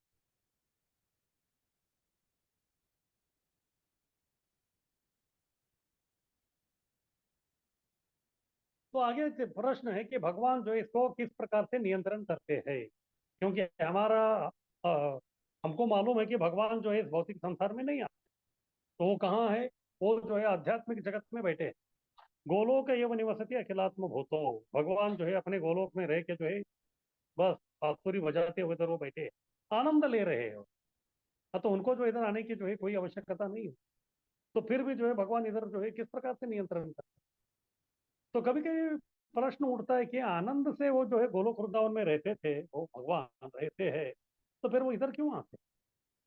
जैसे मान लीजिए जो कोई जो है एक बहुत ही झोपड़पट्टी टाइप का जो है वो एरिया है, तो कौन व्यक्ति जो है उधर जाने का इच्छा करेगा? कोई इच्छा नहीं करता वो झोपड़पट्टी में जो है बिल्कुल जाने का। और एक व्यक्ति जो उधर वो रहता है, और दूसरा उसका जो मित्र है वो जो है बहुत बड़ा मंत्री है वो। अभी मंत्री भी जो है वो आलीशान महल में, या फिर मान लीजिए राजा है, तो राजा जो है वो आलीशान महल में वो रहेगा, तो वो जो है झोपड़पट्टी जैसा एक अंधे जो बस्ती है उधर क्यों जाएगा? उसको उधर जाने की जो है उसकी इच्छा नहीं होती, जाने की कोई आवश्यकता नहीं। लेकिन फिर भी जो है वो जा सकता है कहाँ, उस प्रकार का जो गंदी बस्ती है उधर। क्यों? क्योंकि उधर जो उनका एक परम मित्र रह रहा, अगर वो परम मित्र रह रहा है, फिर उनका दोनों का जो है स्नेह इतना है, तो फिर वो जो व्यक्ति है वो स्नेह के कारण जो है वो जो माहौल क्या है उसको नजरअंदाज करेगा। ये गंदी बस्ती है, ये है, वो नहीं देखेगा। वो केवल क्या देखेगा? अपने मित्र का जो है स्नेह देखेगा। वो मित्र का स्नेह जो है उसको ऐसा खींच के उधर लेके आएगा, वो व्यक्ति उधर आ जाएगा, भले ही वो कितना है भी गंदा बस्ती, तो वो क्यों ना। इसी प्रकार से भगवान जो है अपने गोलोक वृंदावन में जो है, गोलोक वृंदावन जो है इतना आलीशान ये सब जगह है, तो उधर वो आराम से बैठे, उधर तो कुछ प्रॉब्लम नहीं। तो फिर भी प्रश्न उठता है कि ये जो गंदी बस्ती जैसा भौतिक जगत में वो क्यों आना चाहते हैं? तो गंदी बस्ती जैसा ये जो भौतिक जगत है इधर भगवान इसीलिए आना चाहते हैं क्योंकि इधर के जो भक्त है उनको प्रेम से पुकारते हैं। जिस प्रकार से वो जो उनका दोस्त था वो अपने स्नेह पूर्वक उनको जब निमंत्रित किया तो तभी उनको आना ही पड़ा। तो इसी प्रकार से जब भक्त लोग जो है प्रेम पूर्वक भगवान को पुकारते हैं, तो फिर वो जो प्रेम की पुकार है उसके कारण जो है भगवान दौड़े चले इधर आ जाते। इस प्रकार से जो कभी कभी उनको इधर आना पड़ता, नहीं तो फिर वो जो है बस बैठे हैं, पूर्ण पुरुष है, ऊपर ही बैठे हैं आराम से। तो अभी प्रश्न उठता है कि अगर भगवान जो है अपने गोलोक वृंदावन में बैठे हैं, तो फिर ये जो भौतिक जगत है तो इसका वो नियंत्रण उधर से कैसे कर सकते हैं? तो भगवान जो है वो पूर्ण पुरुष है। ये पूर्ण पुरुष का मतलब उनका जो शक्तियां हैं वो भी पूर्ण, अपने आप में जो उनको उनका जो है फुल पावर है उसमें। अपनी विभिन्न शक्तियों से हर वस्तु समंजित करने की पूर्ण बुद्धि भगवान में भी। हालांकि भगवान के जो है नाना प्रकार की शक्तियां हो सकते हैं, लेकिन उन शक्तियों को जो है किस प्रकार से संयोजन के साथ, उनके ऊपर पूरा कंट्रोल है भगवान अपनी शक्तियों के ऊपर। ऐसा नहीं कि उन शक्तियों को उन्होंने छोड़ दिया तो फिर उसके बाद वो शक्ति जो है शक्तिमान का नहीं सुनते, ऐसा नहीं है। हमारे यहाँ ऐसा होता है, तो कभी कभी लोग बोलते हैं ना, हमारी बिल्ली हमारे ऊपर म्याऊं। हाँ, उस बिल्ली का परवरिश हमने किया है, लेकिन वो बिल्ली कभी कभी जो हमको म्याऊं करती है, या कभी कभी हमारा एक कुत्ता हमको काटता है। लेकिन भगवान की शक्ति ऐसा नहीं है। भगवान की शक्ति उनके अंतर्गत जो है बहुत ही पूरा पूर्ण नियंत्रण में है। वो कैसे बोलेंगे वैसे। और कभी जो है कौन सा शक्ति का प्रयोग करना है ये भगवान को मालूम है, और उसी हिसाब से जो है वो उस शक्ति का जो है वो प्रयोग करते हैं। और वो किस प्रकार का शक्ति का भी प्रयोग करना है वो पूर्ण बुद्धि भी भगवान के पास है। यानी कि उनका जो विभिन्न शक्ति है उसको जो है हर वस्तु से किस प्रकार के समंजित करके, हाँ, उनको जो है किस प्रकार से जो एडजस्टमेंट करके बराबर जो है उसको चलाने का वो पूर्ण बुद्धि भी जो है भगवान के पास। और भगवान के जो अनंत शक्ति है, हर शक्ति हमेशा लालायित रहता है कि भगवान जो है आज हमारे ऊपर कृपा करके हमारा प्रयोग करे। जैसे भगवान का अलग अलग प्रकार के शक्ति है, कृपा शक्ति है, अंतरंगा शक्ति है, भौतिक शक्ति है, ये शक्ति है, वो शक्ति है, बहुत सारी शक्ति है। हर शक्ति जो है केवल यही प्रतीक्षा में रहते हैं कि भगवान जो है आज हमारा शक्ति का प्रयोग करके हमारे ऊपर कृपा बरसता है। जैसे कर्नाटक में जो है मैसूर प्रांत, मैसूर संस्थान के जो है बहुत बड़े राजा थे वो। अभी भी उनका जो है फैमिली चल रहा है, लेकिन अंग्रेजों के जमाने के समय में जो है, तो अंग्रेजों ने भी जो है वो मैसूर का ये था वो हड़प के नहीं लिया, क्योंकि वो राजा जो है उनका गठबंधन हो गया था, और वो राजा थे। और एक राजा थे उनका नाम था श्रीकंठ दत्त वड़ैयार, श्रीकंठ दत्त वड़ैयार। तो उनको जो है ये जो कार थे ना, कार का जो है बहुत शौकीन थे। तो राजा थे, पुराने जमाने में राजाओं को जो है बहुत सारे जो रथ रहते थे, तो अभी इनके पास जो बहुत सारे कार, कम से कम 10-15 कार इनके पास। और राजा थे इसीलिए हर कार का जो एक ड्राइवर रहता, और हर दिन जो उनको बाहर जाना पड़ता था, तो हर 15 के 15 जो कार है वो रेडी रहते थे। और सब जो ड्राइवर है वो हाथ जोड़ के जो है सामने खड़े रहते थे। हर किसी को ऐसा लगता था कि आज जो है महाराज जी हमारे गाड़ी में बैठे, हमारे कार में बैठे, फिर हम आज जो है महाराज जी को सफर करवाने का सौभाग्य हमारा हो जाए। इस प्रकार सबका रहता। और जिस दिन जो है महाराज कोई जो भी गाड़ी में बैठते थे तो फिर उसका जो है वाह वाह हो जाता। इसी प्रकार से भगवान के जो अनंत शक्ति है, भगवान के सामने जो है हाथ जोड़ के जो है खड़े हैं कि आप जो है हमारा हमको जो है आपके सेवा में लगाइए। लेकिन भगवान को मालूम है कि कौन सा दिन कौन सा शक्ति का प्रयोग करना है। लेकिन ऐसा नहीं है कि एक शक्ति का उन्होंने इस्तेमाल किया तो फिर बाकी शक्ति नाराज हो, ऐसा नहीं। ये तो दिव्य है। इस प्रकार से अपने शक्ति विभिन्न शक्तियों से हर वस्तु को समन्वित करने की पूर्ण बुद्धि जो है भगवान में है। उदाहरण, अग्नि अपनी शक्ति ताप तथा प्रकाश के रूप में जो है विस्तारित करती है। तो ये श्लोक है, परा से शक्ति विविधैव श्रूयते स्वाभाविकी ज्ञान बल क्रिया। परा से शक्ति, अस्त यानी कि भगवान, भगवान के जो है पर यानी कि बहुत सारे जो उनके शक्तियां हैं, और ये सब पराशक्ति यानी कि उत्कृष्ट शक्ति है। भगवान के जितने भी जो शक्ति है वो पराशक्ति यानी कि उत्कृष्ट शक्ति है, क्योंकि वो व्यक्ति ही उत्कृष्ट। हाँ, क्योंकि वो जो व्यक्ति है वो उत्कृष्ट होने के बाद उनके जो शक्ति है वो भी उत्कृष्ट है, इसीलिए उसको पराशक्ति बोलते हैं। परा अस्त्य शक्ति, परास्त्य शक्ति विविधैव श्रूयते, उनके जो विविध प्रकार के जो है पराशक्ति है, उत्कृष्ट शक्ति है। और स्वाभाविक ज्ञान बल क्रिया, तो स्वभाव से वो अपने आप में जो है परिपूर्ण है। कैसे? ज्ञान बल क्रिया, हर शक्ति में जो है ज्ञान बल क्रिया सब कुछ है, उनको पूरा ज्ञान युक्त है, पूरा शक्ति युक्त है। और अपना क्रिया यानी कि वो ज्ञान और बल से जो है किस प्रकार का क्रिया करना है उनको सब मालूम है। वो किस प्रकार से जो भगवान के जो शक्तियां हैं वही शक्तियां जो है इस भौतिक संसार को चलायमान करते हैं। कैसे? इधर उदाहरण बता रहे, अग्नि। अग्नि जो है एक जगह में रहता है, ऐसा नहीं कि अग्नि जो है पूरा रूम पे फैल जाता है। अगर अग्नि पूरा रूम पे फैल गया तो फिर क्या हो जाएगा? आग लग जाएगी। लेकिन एक जो भट्टी रहता है छोटा, उसमें वो अग्नि रहता है, लेकिन वो क्या करता है? अपना शक्ति को फैलाता है। कैसे? ताप और बाद में प्रकाश के रूप में। तो यही जो श्लोक है, परा से शक्ति विविधैव श्रूयते, उसमें ही बताते हैं ज्योत्स्ना विस्तारिणी यथा। किस प्रकार से भगवान शक्ति को फैलाते हैं? ज्योत्स्ना विस्तारिणी यथा। ज्योत्स्ना यानी कि ज्योति यानी कि अग्नि, विस्तारिणी जिस प्रकार से अग्नि जो है एक ही जगह में रह के अपना जो शक्ति है कि कौन सा ताप और प्रकाश उसको जो है पूरा विस्तारित कर देता है।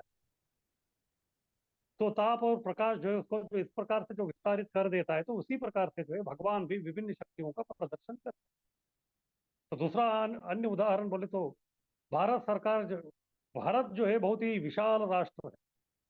हाँ, कई सारे जो है राज्य है, फिर बाद में कुछ केंद्र शासित प्रदेश है, और इन सब का जो है हुकूमत जो है वो कौन करते हैं? वो है पंत प्रधान, प्रधानमंत्री करते हैं। क्या प्रधानमंत्री हर जगह जाते हैं? नहीं, वो अपने राजधानी में बैठे हैं। फिर उधर उनका जो कैबिनेट, हाँ, उनके अंतर्गत जो काम करने वाले जो लोग हैं वो लोग उनके प्रतिनिधि के रूप में सब काम करते हैं। फिर बाद में जो है उनको सब पूरा रिपोर्ट देते हैं। अगर एक साधारण इस पृथ्वी का एक देश का जो है व्यक्ति, वो भी बद्ध जीव है, वो अपना लोगों को जो है फैला के उनके माध्यम से अगर वो व्यक्ति जो है पूरा नियंत्रण कर सकता है अपने प्रदेश को, तो भगवान के लिए क्या कमी? भगवान जो है आराम से जो है आसानी से जो है ये कार्य जो है वो करते हैं। ठीक है, आगे कीजिए।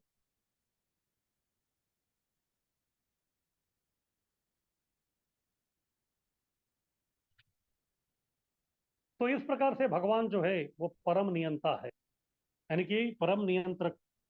जैसे मैं बता रहा था कि हर एक राज्य है, हर एक राज्य का जो है उधर का जो मुख्यमंत्री या जो भी है वो उधर के नियंत्रक, लेकिन इनके ऊपर जो परम नियंत्रक है वो है प्रधानमंत्री।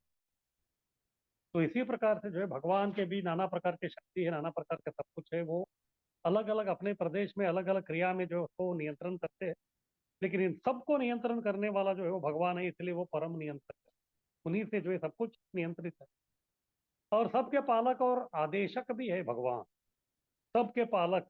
हाँ, जैसे कल भी हम लोग चर्चा कर रहे थे किस प्रकार से भगवान हर जीव का जो है उदर भरण करते हैं, उनका पालन भरण करते हैं, क्योंकि ये भगवान के ही उत्तरदायित्व है।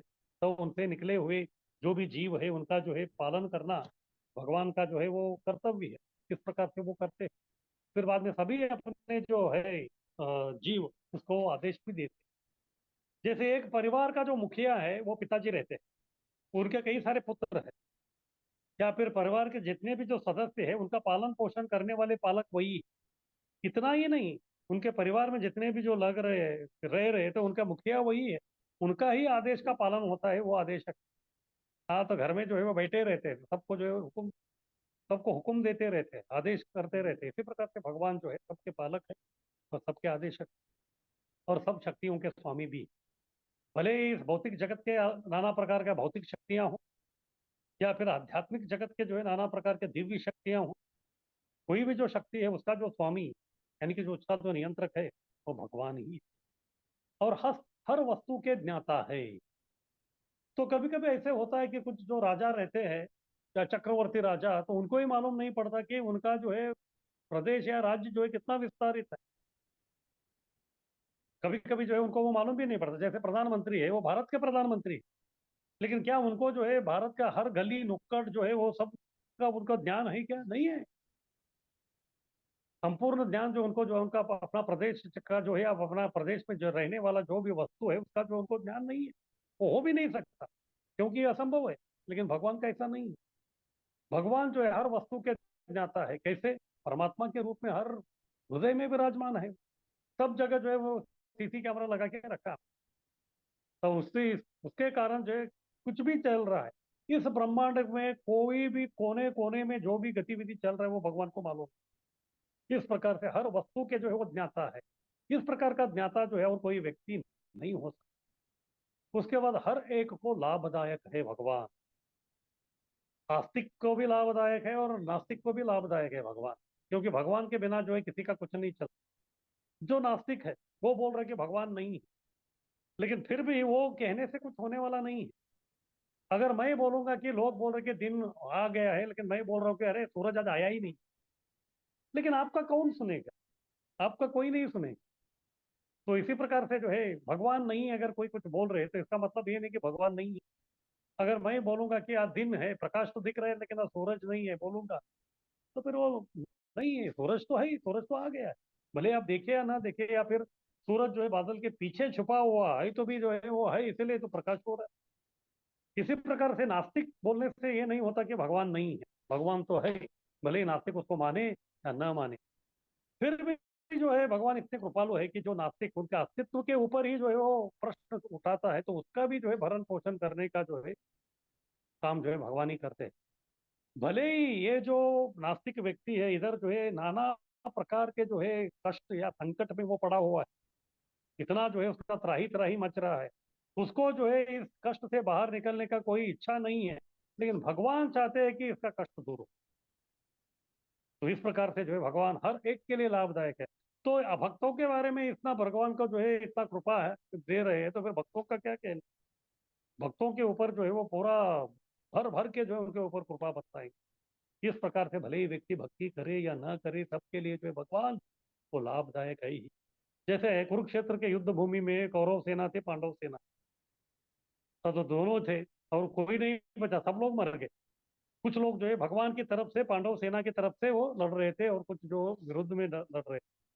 तो भले ही लोग जो है पांडव सेना की तरफ से लड़े या कौरव सेना की तरफ से लड़े, सबका उद्धार हो गया। क्यों? क्योंकि वो भगवान इधर थे, उनका वो जगह उस क्षेत्र में उन्होंने अपना प्राण त्याग दिया, इसलिए जो है सबका जो है उद्धार हो गया।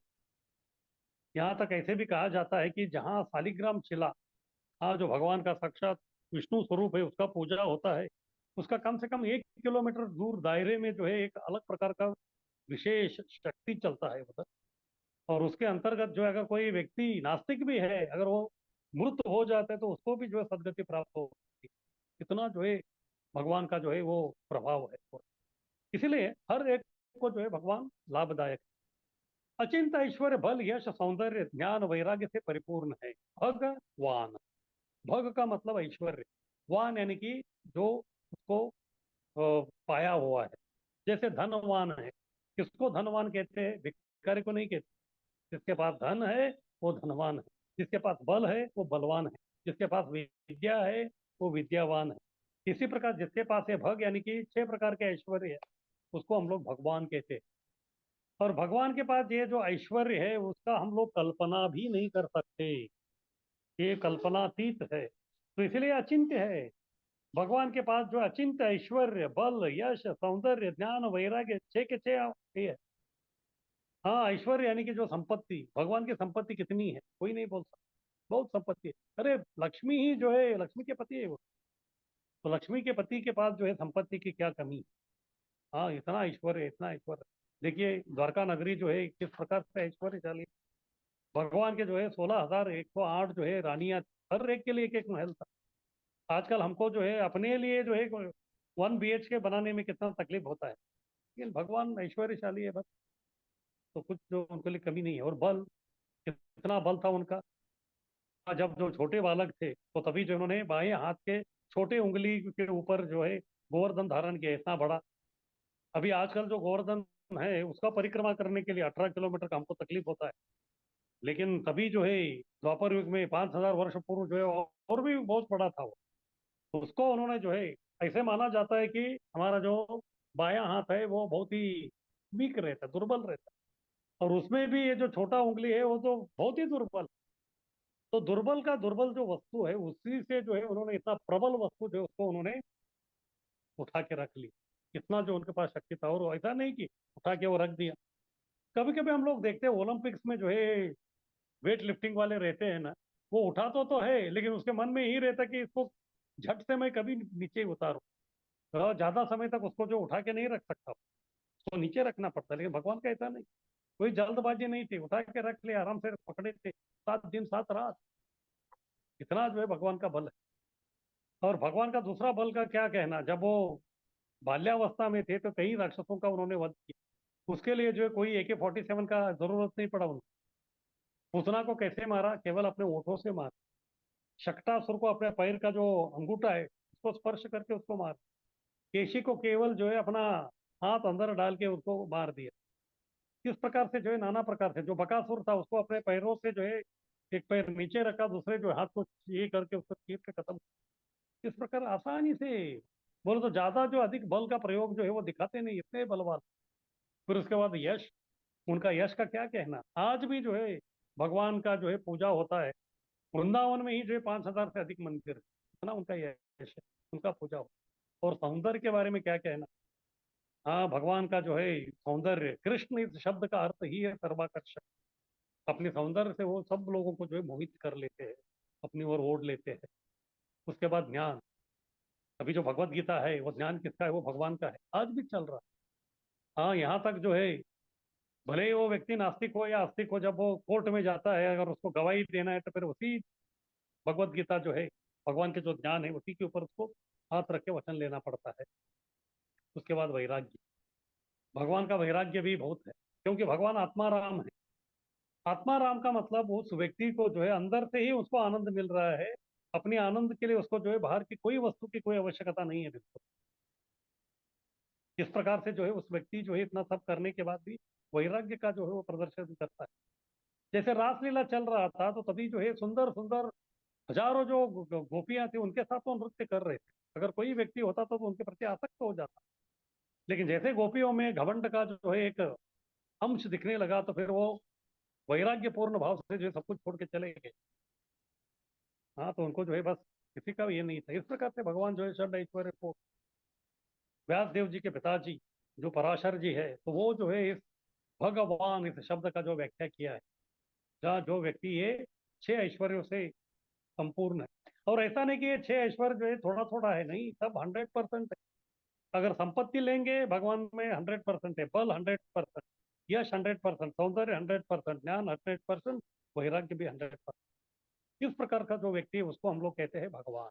ऐसा और दूसरा कोई व्यक्ति हो ही नहीं सकता। किसी का कुछ प्रश्न है? प्रभु जी, हाँ। ये जो हमने 4 क्वालिटीज लिखी थी स्टार्टिंग में दिखाई थी कि भगवान मोहग्रस्त नहीं है, तो मोह और प्रेम में कैसे डिफरेंशिएट करना चाहिए, और उसमें माँ और बच्चे के बीच में जो संबंध होता है उसको मोह बोलेंगे या प्रेम बोलेंगे?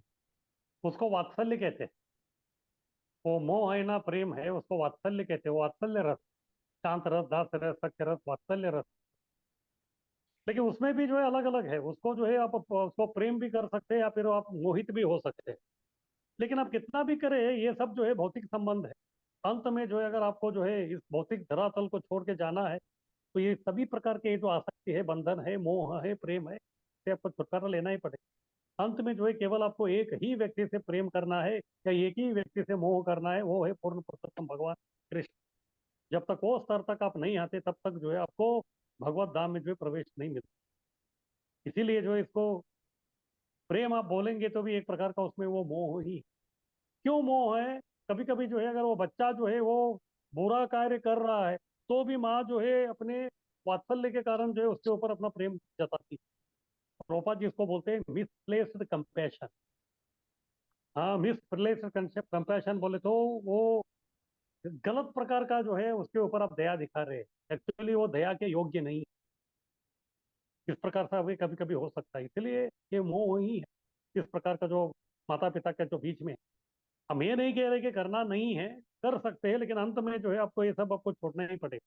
भौतिक आसक्ति, परिवार की आसक्ति छोड़ के जो है केवल कृष्णेर संसार करी छाड़ी अनाचार, तो हमारा आचार्य कहते हैं कृष्ण के साथ हमको संसार करना है, ऐसे अनाचार को छोड़ के, तो तब जाके जो हमारा उद्धार हो। नहीं तो फिर ये जो प्रेम ऐसा लग रहा है वो भी जो एक प्रकार का मोह ही। थैंक यू प्रभु जी, हरे कृष्ण। अरे वाह।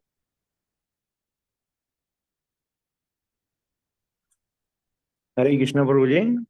हाँ हरि बोल, बोलिए। बोलिए प्रभु जी। अभी भगवान तो सब व्यापी है, सर्वत्र है। हम्म हर एक जीव के अंतर्यामी भी है, हम्म बाहर भी है, अंदर भी है। हम्म देव में भी है और दानव में भी है। फिर भी ये दानव लोग इतना दुष्ट कर्म करते हैं, हम्म सताते हैं, फिर भी भगवान उनको सद्बुद्धि क्यों नहीं देते हैं? वो कार्य ऐसा क्यों उनके हाथ से होता है? हरे कृष्ण। देखिए, दो पुत्र है आपके, एक जो है आपका सुन रहा है और दूसरा जो है नहीं सुन रहा है। लेकिन आपको मालूम है कि बच्चों के लिए परवरिश में जो है क्या अच्छा करना है। आप दोनों को बोल रहे हैं अच्छी तरह पढ़ाई करो, अच्छी तरह पढ़ाई करो, और एक जो है अच्छी तरह पढ़ाई कर रहा है फिर उसका जो है उद्धार हो जाएगा।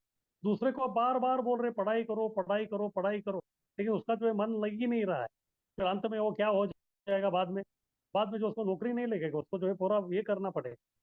बोलो तो बाद में जो है क्या होने वाला है वो पिताजी को मालूम है, लेकिन वो बच्चा नहीं समझ रहा है। और ऐसा नहीं कि पिताजी जो है उनको नहीं बता रहा है, लेकिन अगर उसको स्वतंत्रता दिया है लेकिन वो उसका दुरुपयोग कर रहे हैं तो उसके लिए भगवान भी क्या करेंगे। तो इसी प्रकार से जो जीव है तो वो नहीं सुनेगा। जैसे वो दानव है, उसको आप कितना भी बोलेंगे तो उसमें वो सॉफ्टवेयर ही नहीं, उस प्रकार का उसका कर्म के कारण। और उसका स्वभाव ही ऐसा है कि भगवान के प्रति जो उसको द्वेष करना।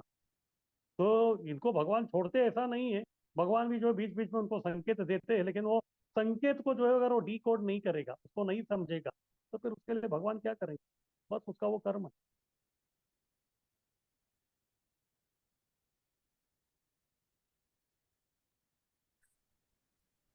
हरे कृष्ण प्रभु जी। हरि बोल।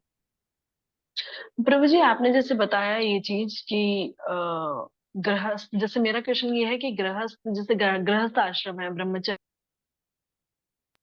तो आप आसक्ति के लिए बता रहे हैं कि हमारी आसक्ति होती है, हमें भगवान में आसक्ति रखनी चाहिए।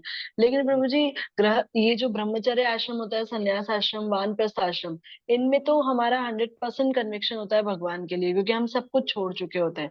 लेकिन गृहस्थ आश्रम में तो हमारा ओवरऑल सब कुछ, मतलब फैमिली ही होता है, उसके साथ हम भगवान को अपनाते हैं। तो फिर मतलब ये तो फिर, और ये तो टाइम ऐसा है ही नहीं ना कि मतलब समझ में ही नहीं आता है कि भगवान क्या ऐसी प्रैक्टिस करे कि ये सिर्फ थियोरेटिकल है कि हमें पता है कि हमको ये करना है, भगवान में आसक्ति डालनी है, लेकिन वो तो निकलती ही नहीं है ना, ना बच्चों से निकलती है, ना प्रभु जी से निकलती है, ना प्रभु जी की माता जी से निकलती है। तो प्रभु जी, फिर उसके लिए हमको प्रैक्टिकली क्या करना चाहिए? नाम जब हम कर रहे हैं, श्रवण कर रहे हैं, हियरिंग वगैरह सब हो रहा है, लेकिन अगर उससे पहले ही हमारी मृत्यु हो गई तो फिर सारा सब कुछ मतलब फिर से आना पड़ेगा। तो ऐसा क्या करना चाहिए प्रभु जी कि हमारी भी आसक्ति गृहस्थ लाइफ में कैसे करना चाहिए? क्योंकि वानप्रस्थ लेते लेते तो आदि जीवन तो खत्म ही हो जाएगा ना प्रभु जी। देखिए, अभी ऐसा है, हमारा मुख्य उद्देश्य है कृष्ण भावना भावित। तो उसके लिए जो है अभी देखिए, अभी घर परिवार उधर है, अगर वो भक्तों का घर है तो फिर उधर क्या डिस्कशन चलेगा। केवल जो है भौतिकता के बारे में उनका तो सब डिस्कशन चलता रहे। अगर यदि वही जो है परिवार के जो सदस्यों को हम लोगों ने भक्त बना दिया, फिर वो भक्तों का परिवार है, तो फिर आपको जो है संन्यास लेने का जरूरी नहीं है, क्योंकि घर जो है वो घर ही है, घर एक मंदिर हो गया। तो उधर हमेशा जो है आप कृष्ण के बारे में चिंता कर रहे हैं, फिर अगर आप सेवा भी कर रहे हैं आपके परिवार वालों का, लेकिन वो साधारण व्यक्ति नहीं, वो कृष्ण के भक्त है, कृष्ण का भक्ति करने वाले लोग हैं, तो इससे जो है कृष्ण और अधिक प्रसन्न हो जाएंगे। हाँ, अगर यदि जो है आपके परिवार वाले जो है भक्ति के प्रतिकूल है, तो फिर तभी जो आपको सोचना पड़ेगा कि इधर समय नहीं रहे। अगर यदि ऐसा नहीं है, घर के सब लोग परिवार वाले जो है पूरा भक्त है, अच्छी तरह भक्ति कर रहे हैं, तो केवल उनका सेवा करने से भी जो उनके प्रति अगर आसक्ति है तो फिर एक दृष्टि से अच्छा ही होगी, क्योंकि भक्तों के प्रति आपका आसक्ति है। हाँ, भक्तों के प्रति आसक्ति जो है वो भक्ति में बाधा कैसे बन सकता है? वो बाधा नहीं बन सकता। बाद में जो है आपको वन में प्रस्थान करने का या वानप्रस्थ बनने का, सन्यासी बनने का आवश्यकता नहीं। ये जो ब्रह्मचारी गृहस्थ वानप्रस्थ सन्यास जो है, ये तो केवल एक बाह्य रूप है। हाँ, हमारा जो है समाज में किधर हमको कौन कौन सा जो भी हमारे लिए जो है अनुकूल है, जो सूटेबल है, वो उसको उस आश्रम में हमको रह के जो हमारा जीवन निकालना है, ये तो सेकेंडरी है। लेकिन प्राइमरी जो है हमको भक्ति करना है। अगर कोई भी आश्रम में आप उधर रह रहे, आपके इर्द गिर्द रहने वाले जो लोग हैं भक्त है, तो उनके साथ में आप रहेंगे तो 24 घंटा करेंगे कि आप तो भक्ति ही कर रहे हैं। फिर इस प्रकार भक्ति करने वाले लोगों के प्रति आपकी आसक्ति रहेगा, तो फिर आसक्ति छोड़ने का क्या जरूरी? वो आसक्ति जो है इतना अच्छा है, इतना अच्छा है, अंतिम समय का बीच वाला समय में भी अगर आपका मृत्यु हो गया, तो फिर वही लोग जो है आपको मदद करेंगे कि आप अंते नारायण स्मृति करके जो है भगवत धाम चले जाए। हाँ, अगर इस प्रकार का जो है माहौल नहीं है, तो फिर आपको सोचना पड़ेगा। फिर वो हो ही जाता है।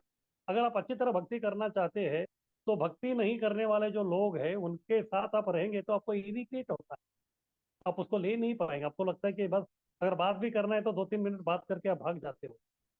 तो इस प्रकार से ये जो आश्रम है, ये तो केवल एक एक्सटर्नल, इससे जो है भक्ति का एक दृष्टि से देखा जाए डायरेक्ट कोई कनेक्शन नहीं है। कोई भी आश्रम का व्यक्ति जो अच्छी तरह भक्ति कर सकता है। हाँ, अगर उसका सौभाग्य है, घर के सब परिवार वाले, आजू बाजू वाले सब जो है भक्त है, तो फिर उसका सौभाग्य का क्या कहना, और कुछ ये नहीं है। तो इसीलिए जो हमको वो जो एक्सटर्नल है उसके बारे में ना चिंता करते हुए, हमारे आजू बाजू पे जितने भी लोग हैं उनको भी जो है भक्ति देने का, उनको भक्त बनाने का अगर हम लोग प्रयास करेंगे, वो हमारे लिए ही अनुकूल।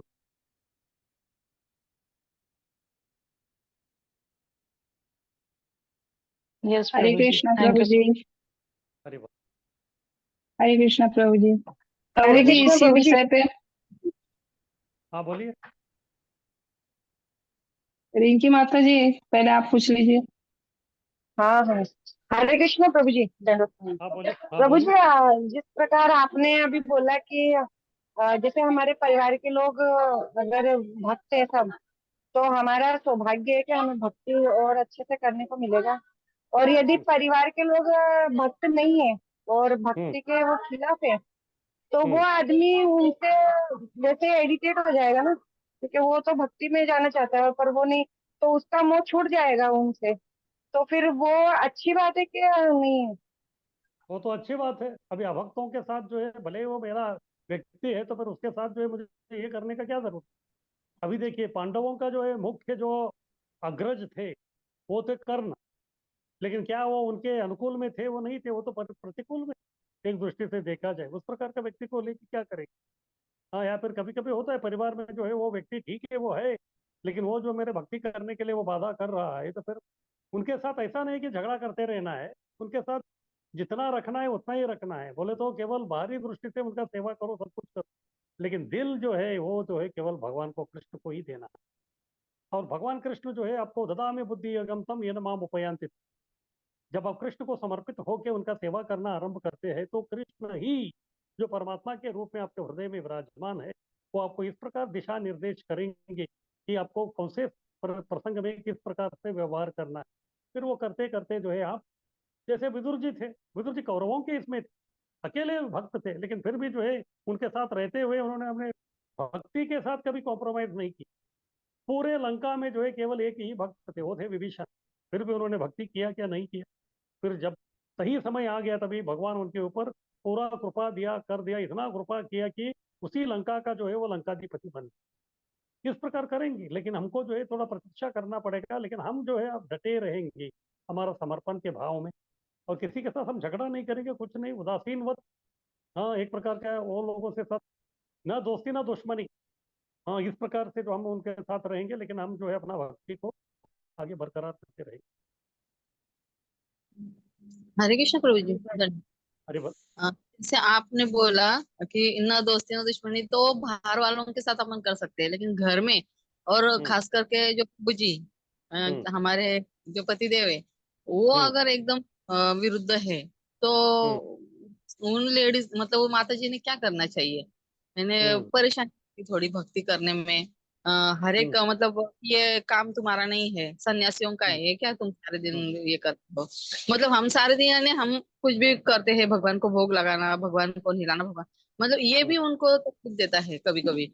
हम्म कोई प्रभु जी को, तो फिर हम्म। वो माता जी को क्या करना चाहिए।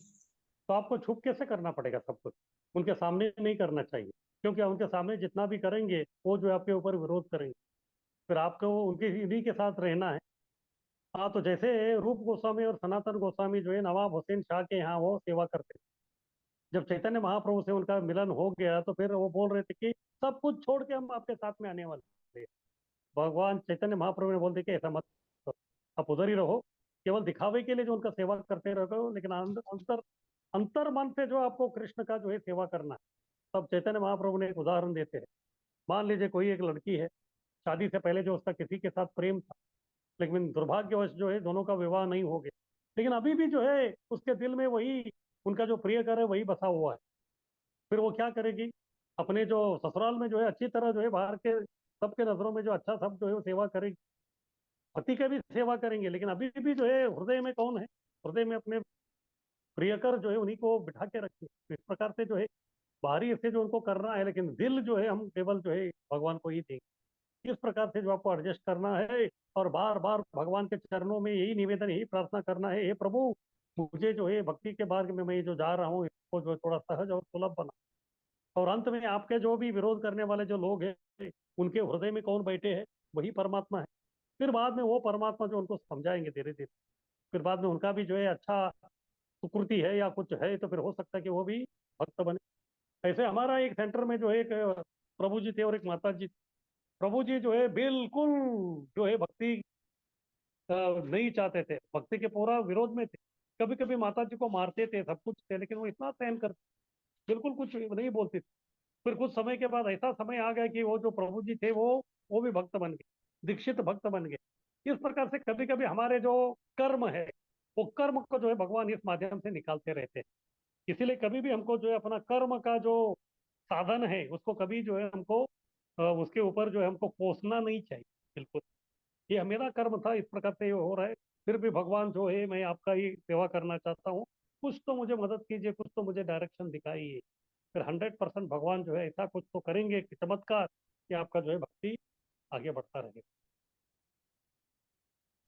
धन्यवाद प्रभु जी। हरे हरे हरे कृष्ण प्रभु जी। हाँ, हरि बोल। प्रभु जी मतलब ये ऑब्जर्वेशन है कि यूजुअली डिवोटीज क्या करते हैं कि अपने घर में जो डिवोटीज होते हैं उनको डिवोटीज नहीं मानते हैं और बाहर वालों को ही मानते हैं। तो उसके लिए क्या करना चाहिए कि वो लोग थोड़ा सीरियस हो और अपने जैसे घर का पनीर दाल बराबर वाली बात रहती है, और वही डिवोटी जब बाहर जाता है तो उनको डिवोटी माना जाता है। ऑल्दो वो सही मतलब मतलब पता नहीं, वो तो पर्सन टू पर्सन डिपेंड करता है कि उनका घर में तो इसका कैसा जो है भी। आपका आपका ये दृष्टिकोण गलत है। भक्त अच्छा या बुरा ऐसा नहीं होता, भक्त भक्त होता है। अगर ये आपको समझ में नहीं आ रहा है तो फिर बहुत मुश्किल हो जाएगा। ये अच्छा भक्त है, ये बुरा भक्त है, ऐसा कभी होता नहीं। भक्त तो भक्ति होता है। तो अभी उनके साथ आपका नहीं जम रहा है, इसका मतलब जो है कुछ तो प्रॉब्लम रहेगा आपका पुराना। आपने भी जो है कुछ तो किया होगा उनके ऊपर, इसीलिए जो इस प्रकार से वो व्यवहार कर रहे हैं। तो फिर आपको जो उसको खोज के निकालना पड़ेगा कि ऐसा आपने क्या किया था जिसकी वजह से जो दोनों के बीच में 36 का आंकड़ा हो गया है, उसको आपको सॉल्व करना पड़ेगा। जैसे वो सॉल्व हो जाएगा तो फिर जो है वो तो आपके दुश्मन तो है ही नहीं। हाँ, वो भी जो है 2 कदम रखेंगे, आप 2 कदम रखिए, फिर वो मिल जाएंगे। फिर अंत में देखिए अगर आपको कुछ हो भी गया तो बाहर वाला जो व्यक्ति है उतना आपको मदद नहीं करेगा जितना आपके परिवार वाले करते हैं। ये आपको जो है समझ में आना चाहिए। तो इसीलिए जो परिवार वाले अगर भक्त है तो फिर उनके साथ ऐसा क्या हो गया कि मेरा और उनका नहीं जम रहा है, उसको ढूंढ निकाल के जो उसको ठीक करने का कोशिश करना पड़ेगा। सबसे पहले जो कदम आप उठाइए, और वो भी भक्त है, वो भी कोई दुश्मन नहीं है, वो भी समझ जाएंगे। फिर बाद में जो है धीरे धीरे जो है अगर दोनों के बीच में जो ये हो गया तो फिर सौहार्दपूर्ण और सहयोगपूर्ण वातावरण जो है उधर निर्माण हो जाए।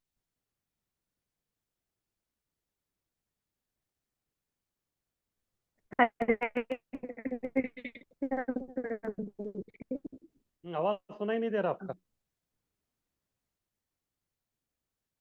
हरे कृष्ण प्रभु जी। प्रभु जी हाँ, अब हरि आ बोल। रहा है आवाज? हाँ बोलिए। तो प्रभु जी जैसे आपने बोला कि वो जो माता जी थी उनके जो प्रभु जी उनको मारते थे जब वो पूजा पाठ जो भी करती थी, तो उसके बाद वो दीक्षित भक्त बन गए, लेकिन हाँ उनको जी। वैष्णव अपराध तो लगेगा ही ना, क्योंकि उन्होंने हाँ एक अभी। वैष्णव को तंग किया। हाँ लेकिन वो माता जी जो है भगवान से ये प्रार्थना करती थी कि ये जो मेरा पति मुझे जो मार रहा है उसको भक्त बना दीजिएगा। तो एक प्रकार से वो सजा भी हो गया ना उनको, क्योंकि उनको तो भक्त नहीं बनना था, लेकिन वो भक्त बन गए। एक दृष्टि से देखा जाए तो उनके पूर्ण पुराने जो विचार थे उसके हिसाब से तो वो नहीं चला। तो इस प्रकार से आप जो है जितना पर दुख का दुखी है उसके ऊपर है। जो भक्त जो है हमेशा जो अपने बारे में नहीं सोचना है, दूसरों के बारे में भी सोचना है। जैसे प्रहलाद महाराज थे, उनके पिताजी क्या क्या प्रताड़ना किया उनको, फिर बाद में जब उनका संहार हो गया तो उसके बाद जब वर मांगने की बारी आ गई तो सबसे पहले उन्होंने क्या मांगा नरसिंहदेव से, मेरे पिताजी का उद्धार करो। ये होता है भक्त। अगर आप इस प्रकार से जो अगर आप ये सोच नहीं रहे हैं तो फिर हम लोग भक्त ही नहीं है, हम लोग भक्त ही नहीं है। तो ठीक है, ये हमारे ऊपर जो प्रताड़ना हो रही है मेरे बुरे कर्मों के हिसाब से, मेरा बुरा कर्म निकल रहा है, तो इससे जो है आपको जो है आनंद होना चाहिए। भाई पिछले जन्म में जो है मैंने इस जीव के ऊपर जो है कितना अत्याचार किया था मुझे मालूम नहीं, अभी तो है भगवान की कृपा से उन्होंने थोड़ा ही मुझे जो है संकट दे रहा है। अगर शायद जो है अगर मैं भक्त नहीं होता तो मुझे जो है ये मेरा पति जो है बहुत संकट देता। ये भगवान की कृपा है कि अभी केवल जो है टोकन थोड़ा ही मुझे मिल रहा है, इस प्रकार से सोचना पड़ेगा।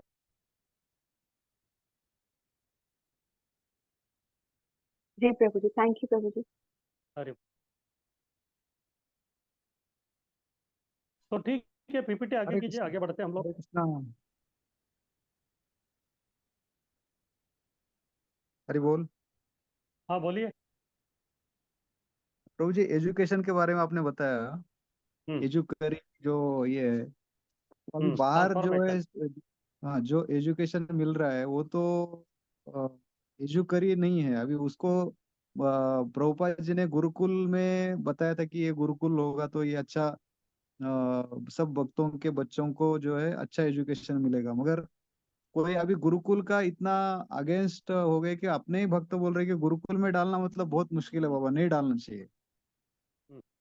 तो अभी उसका उपाय क्या है? बाहर जो सिखाएंगे तो बच्चे वो बिगड़ रहे, कुछ उनको गलत संस्कार मिल रहे हैं। गुरुकुल नहीं है अभी, उसका गुरुकुल थे वो भी बंद कर दिए इस्कॉन ने, तो उसका क्या अभी सोल्यूशन कर सकते हो उसको? हाँ तो उसका सोल्यूशन अभी ऐसे है कि बहुत सारे लोग जो है होम स्कूलिंग कर रहे हैं, बच्चे को बाहर नहीं भेजते, घर में ही जो पढ़ाते हैं घर में ही पढ़ा के जो है उनका जो एग्जामिनेशन जो है वो भी देने का कुछ तो सिस्टम अभी है।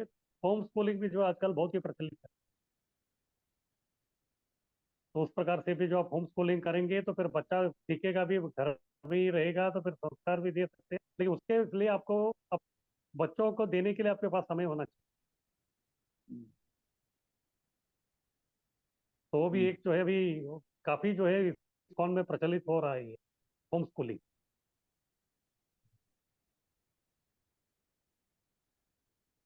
ठीक है। अरे तो अभी है विभाग दो, अभी जीवात्मा का पात्र जो है इसमें क्या है। तो सबसे पहले जो हमने देखा कि भगवान मालिक किस प्रकार से है। अभी ठीक है, भगवान तो मालिक है, तो फिर हमको क्या करना है? जीवात्मा का पात्र जानना है कि वह स्वामी नहीं है। हाँ भगवान ही स्वामी है और वो स्वामी नहीं है, उनको जानना पड़ेगा। बुद्धिमान समझते हैं कि भगवान ही एकमात्र स्वामी है। बुद्धिमान बोले तो कौन? भक्त लोग। हाँ जिनको आध्यात्मिक बुद्धि या आध्यात्मिक ज्ञान प्राप्त हुआ है वही व्यक्ति समझ सकते हैं कि भगवान ही एकमात्र जो है स्वामी है। जब तक जीवात्मा ये नहीं समझता तब तक जो है उसको नाना प्रकार के जो कष्ट है, संकट है, उससे उसको गुजरना। हाँ क्योंकि अगर मान लीजिए आप कोई कंपनी में जो है उसको आपको नौकरी मिला है, अगर आपको मालूम नहीं कि कंपनी का मालिक कौन है, फिर उसको ही जो है चार खरा खोटा सुनाएंगे तो फिर क्या हो जाएगा? आपका नौकरी नौकरी जो है धोखे में आ जाए। तो इसी प्रकार से भगवान हमारे लिए सब कुछ कर रहे हैं, तो फिर कृतज्ञता भाव से कम कुछ तो उनके प्रति जो है हमको अपना आदान प्रदान करना चाहिए। इस प्रकार से जो भक्त जो बुद्धिमान है वो समझते हैं कि भाई भगवान ही जो इधर का एकमात्र स्वामी है और हमारा एकमात्र कार्य है कि उनकी सेवा करना और उनके आदेशों का पालन करना, भगवान की व्यवस्था को जानना। तो ठीक है, भगवान स्वामी है ये कभी हमको समझ में आएगा, हमको मालूम पड़ेगा कि इधर भी कोई एक सिस्टम है, कोई एक व्यवस्था है। अगर कोई व्यवस्था है तो फिर उसके पीछे एक व्यवस्थापक। हाँ तो वही व्यवस्थापक जो है सब कुछ ये कर रहा है। जैसे प्रभुपाद जी जो है अपने प्रथम स्कंद भागवतम के इसमें वर्णन करते हैं, वो बोलते हैं कि आसमान में इतने सब ग्रह है, सब जो है अपनी तरह अपने आप में जो है अपनी कक्षा में जो है तरंग रहे, कोई नीचे गिरता नहीं है। क्यों? और एक दूसरे से जो वो टकराते नहीं है। क्यों? क्योंकि उनका एक व्यवस्था है और उसका जो है नियंत्रण करने वाला एक व्यवस्थापक है। उसके हिसाब से जो वो सब उधर वो चल रहा है। फिर उसके बाद उदाहरण दे रहे हैं प्रभुपाद, गाय दूध देती है पीती नहीं, उसके लिए घास तथा भूसा है। दूध मानव का भोजन है, यह भगवान की व्यवस्था है, इसके लिए हमें दिए वस्तु से संतुष्ट। जैसे इस श्लोक में बताया, भगवान सबके लिए जो अलग अलग वस्तु दिया, व्यक्ति को जो अपना ही वस्तु लेना है उसी से संतुष्ट रहना है, और दूसरे के लिए जो रखा है उसको हमको खाना नहीं। जैसे प्रभुपाद जी उदाहरण दे रहे, गाय जो हमको क्या करती है, दूध देती, और गाय जो है दूध पीती नहीं।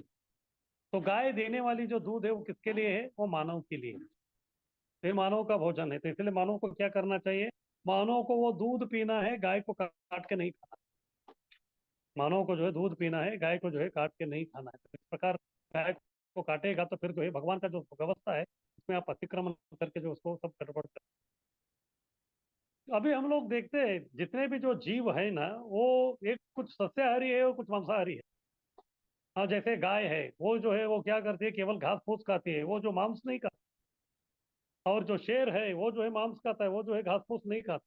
सबका जो अपना एक फिक्स है।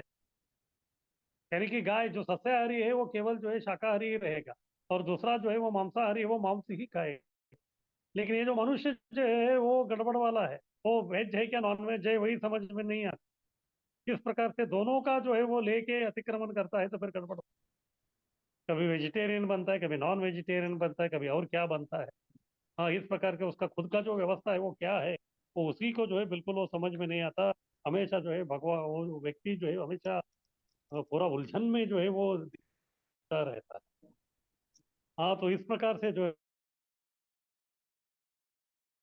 है, अगर ये हम नहीं समझेंगे तो फिर सब गड़बड़ हो जाएगा। हाँ, इसलिए कृष्ण भी जो है गीता में बोलते हैं, क्या है, पत्रम पुष्पम फलम तोयम, बोले तो वो भी जो है शाकाहारी की बात कर रहे होते हैं।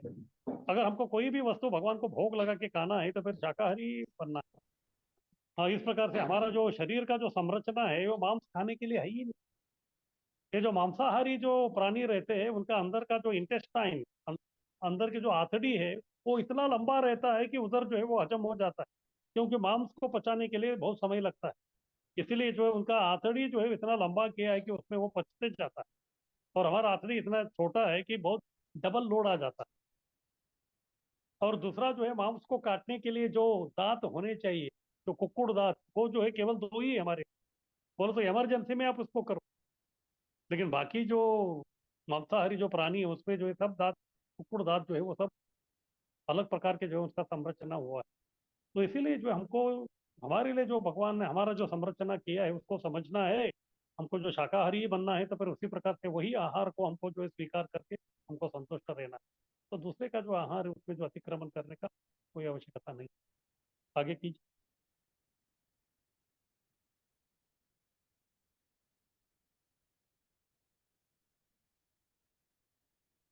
तो हमारा घर के लिए और एक उदाहरण प्रभुपाद जी बता रहे हैं, हमारे घर के लिए जो है मिट्टी, लकड़ी, पत्थर, लोहा, सीमेंट, ये सब चाहिए। पर हम एक भी वस्तु का निर्माण नहीं कर सकते हैं, उन्हें केवल इकट्ठा करके रोक दे सकते हैं। देखिए, घर मुझे बनाना है, और घर बनने के बाद मैं बोलता हूँ कि ये घर किसका है? मेरा है। तो ठीक है, ये घर के लिए जो वस्तु लगे, अब क्या मिट्टी, लकड़ी, पत्थर, लोहा, क्या आप खुद इसका निर्माण किया है क्या? नहीं, ये सब जो है भगवान ने इस प्रकृति में जो है निर्माण किया हुआ वस्तु है, यानी कि सब कुछ भगवान का है। अगर इस भगवान ने बनाया हुआ वस्तु से अगर आपने कुछ परमुटेशन कॉम्बिनेशन करके उसको जो एक प्रकार का रूप दिया तो फिर वो आपका कैसे हो गया? जैसे मान लीजिए आपको जो है एक कपाट बनाना है। कपाट बनाने के लिए आपके पास जो है बहुत लकड़ी है। फिर उस लकड़ी को जो है एक कारपेंटर जो है उसको आप दे देते हैं, फिर उसको बोलते हैं कि इससे जो है कपाट बनाओ कर। फिर वो व्यक्ति जो है आपके घर में आके जो लकड़ी लेके जो पूरा कपाट बना दी। तो कपाट बनाने के बाद एक दिन आप देख रहे हैं कि वो कपाट वो खुद उठा के लेके जा रहा है। फिर आप वो पूछते हैं कि भाई ये कपाट तुम क्यों उठा के लेके जा रहे हो? बाद में वो बोलेगा कि नहीं, ये कपाट को मैंने बनाया है, इसलिए मैं इसको लेके जा रहा हूँ। फिर वो बोलेगा कि अरे इसके लिए तो लकड़ी मैंने दिया था ये सब कुछ। वो बोलेगा कि नहीं नहीं, तो लकड़ी तो चला गया, ये कपाट मेरा है, अभी मैंने बनाया। ऐसा वो बोलेगा तो आपको कैसे लगेगा? तो इधर भी वैसे ही है। ये मिट्टी भगवान ने बनाई, लकड़ी भगवान ने बनाई, पत्थर भगवान का निर्मित है, लोहा, सीमेंट सब भगवान का है। और उसको कुछ आप आकार दे दिया तो फिर बाद में उसको आप घर कह रहे हैं या दुकान कह रहे हैं, फैक्ट्री कह रहे हैं या कुछ भी कह रहे हैं, फिर आप बोल रहे कि अरे मैं इसका मालिक हूँ, तो भगवान को कैसा लगता होगा? तो इस प्रकार से जो हम कुछ कर ही नहीं सकते। एक बार प्रभुपाद जी कुछ वैज्ञानिक थे, उनके साथ जो है वो बात कर रहे थे। फिर बात करते करते जो है पानी के बारे में जो है उनका चर्चा चल रहा था। फिर बाद में उन्होंने वैज्ञानिक बोल रहे थे कि इसमें कौन सी बड़ी बात है स्वामी जी, हम भी जो है पानी बना सकते हैं, और पानी है ही क्या, H2, यानी कि हाइड्रोजन और ऑक्सीजन। तो उन्होंने बोला कि बस हम हाइड्रोजन लेके आएंगे, ऑक्सीजन लेके आएंगे, उसका जो भी प्रमाण है उस प्रमाण में या उस अनुपात में जो हम लोग उसका मिश्रण करेंगे तो फिर पानी आ जाएगा। प्रभुपाद ने बोला कि ठीक है दिखाइए। फिर बाद में जो हम लोग सिलेंडर लेके आ गए। फिर बाद में प्रभुपाद जी ने उनको पूछा इसके अंदर क्या है, ऑक्सीजन है, ये ऑक्सीजन आपने निर्माण किया क्या? उन्होंने बोला कि नहीं। इसमें क्या है, हाइड्रोजन, इसको आपने निर्माण किया क्या? उन्होंने नहीं। फिर बाद में प्रभुपाद ने बोला आपने ये निर्माण नहीं किया तो फिर ये कहाँ से मिला? उन्होंने बोला ये प्रकृति से मिला। फिर प्रभुपाद ने पूछा कि ये क्या, ये प्रकृति आपका बाप का जागीर है? हाँ, तो उन्होंने बोला कि नहीं, ये तो प्रकृति हमारी नहीं है। तो फिर बाद में प्रभुपाद जी ने बोला ठीक है, अगर आपको अपना पानी बनाना है तो सबसे पहले आप अपना हाइड्रोजन, अपना ऑक्सीजन को निर्माण कीजिए, फिर उसके बाद पानी बना के दिखाइए। तो फिर जो वो लोगों ने बोला कि Swami ji it is highly impossible. फिर बाद में प्रभुपाद जी ने उनको समझाया भाई तुम अपने आप में जो है कुछ कर ही नहीं सकते, क्योंकि रॉ मटेरियल आपका है ही नहीं, जो भी कच्चा पदार्थ है आपका है ही नहीं, ये सब कुछ जो है भगवान ने दिया है। भगवान ने जो दिया है उसका जो है केवल हम लोग मिश्रण कर रहे हैं, अलग अलग परम्यूटेशन कॉम्बिनेशन करके वो रूप दे रहे हैं, फिर हम उसके ऊपर हमारा हुकूमत आधिपत्य जमा रहे हैं, तो ये सही नहीं। तो इसलिए इधर बोल रहे हैं कि हमारे घर के लिए जो भी मिट्टी, लकड़ी, पत्थर, लोहा, सीमेंट वो सब चाहिए, पर हम एक भी वस्तु का निर्माण नहीं कर सकते। ये सब प्रकृति हमको देती है, और प्रकृति किसकी है? भगवान की। उन्हें केवल इकट्ठा करके हम केवल एक रूप दे सकते हैं। ये रूप दे दिया, उसको हमने मकान कह दिया। ये रूप दे दिया, इसको हम लोगों ने फ्लैट कह दिया। एक रूप दे दिया, इसको हम लोगों ने बंगला कह दिया, इस प्रकार। लेकिन उसके अंदर जो वस्तु निर्माण के लिए जो वस्तु का जो उपयोग हुआ है वो हमारा नहीं। कोई श्रमिक निर्माण के बाद निर्माण पर स्वामित्व नहीं जता सकता है। जैसे मैं बोला कारपेंटर, हाँ, तो वो व्यक्ति जो जो है उसने केवल जो है कपाट बनाया करके वो कपाट मेरा हो गया ऐसा नहीं बोल सकता, क्योंकि उसके लिए जो लकड़ी दिया है वो ओनर है, उसको वो रखेगा, और उसको जो है केवल पारिश्रमिक, यानी कि उन्होंने जो परिश्रम दिया है उसके लिए जो है वो धन दे सकता है। लेकिन वो जो है केवल उसने जो है वो कपड़ बनाया करके जो है उसके ऊपर अपना जो आधिपत्य या स्वामित्व हक नहीं जमा सकता। इस प्रकार से इस भौतिक जगत में जो है सब कुछ जो है वो भगवान का ही, सब कुछ जो है भगवान का ही होने के कारण जो है हम कोई भी जो वस्तु है उसके ऊपर जो है हमारा आधिपत्य या फिर हम ही इसके जो है स्वामी हैं, इस प्रकार से जो है बिल्कुल ये जो है ये सब हम लोग नहीं कर सकते। ये जब तक हम लोग नहीं समझते तब तक जो है हमारे बीच में जो है कुछ ना कुछ जो है इस प्रकार गड़बड़ और ये सब जो है चलता रहे। आगे की।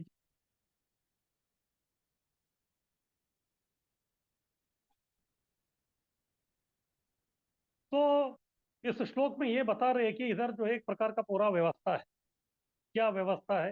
भगवान ने जो है पूरा पूर्ण व्यवस्था बनाया है, और हर एक के लिए जो है जितना कोटा है, कितना भाग है, आपके लिए इतना ही है, हम उनके लिए इतना ही है, इतना सब उन्होंने समझाया है।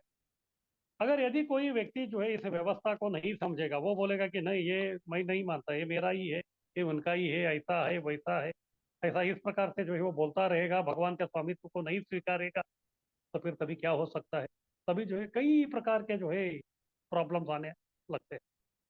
तो अलग अलग प्रकार के समस्या है, प्रॉब्लम जो है वो क्या क्या आने वाले हैं उसके बारे में अभी प्रोपा जी हमको समझाने वाले हैं। अभी इतना समय नहीं है, इसको हम लोग अगली बार जो हम लोग इसके बारे में हम लोग चर्चा करेंगे। तो और किसी का कुछ प्रश्न है तो पूछ सकते हैं।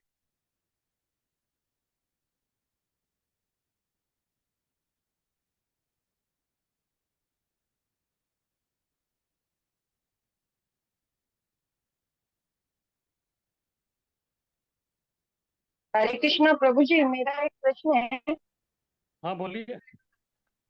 प्रभु जी, जैसे अभी हम थोड़ा थोड़ा धीरे धीरे आजू बाजू में अपने घर वालों के बीच प्रचार करते हैं भक्ति को लेके। जैसे एक एक व्यक्ति जुड़ा है, फिर वो चाहता है कि और भी लोग जुड़े उस चीज से, तो फैमिली के लोग जुड़ तो गए हैं, माला वाला जपते हैं, लेकिन जैसे हम्म उनको ग्रुप में ऐड किया ना, तो जिस हम्म। व्यक्ति ने जोड़ा है ना, वो उसी के भक्ति के खिलाफ खड़े हो गए हैं। तो फिर उसे क्या करना चाहिए? उन लोगों से हट जाना चाहिए कि उनको प्रीचिंग करते रहना चाहिए? उनको प्रीचिंग मत कीजिए, उनको जो है आपको दूर रहना पड़ेगा। हाँ, जो द्वेष करने वाले जो लोग हैं उनसे हमको द्वेष करना है। जैसे भक्त जो है 4 प्रकार का व्यवहार करता है: प्रेम, मैत्री, कृपा, उपेक्षा। प्रेम करता है किनसे? भगवान से। मैत्री भक्तों से। कृपा किसके ऊपर करता है? जो बालिश लोग हैं उनके ऊपर वो कृपा करता है। फिर बाद में उपेक्षा, ये जो विरोध करने वाले, हमारे साथ झगड़ा करने वाले जो लोग हैं, उनका उपेक्षा करना है, क्योंकि हमारे पास समय कम है। अरे भक्ति करने के लिए हमारे पास समय नहीं है, तो फिर झगड़ा करते कहाँ बैठेंगे हम लोग? इसलिए उनसे जो है दूर रहना ही अच्छा रहेगा।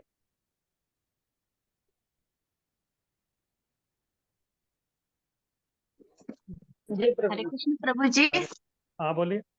दंडवत प्रणाम। हरि बोल।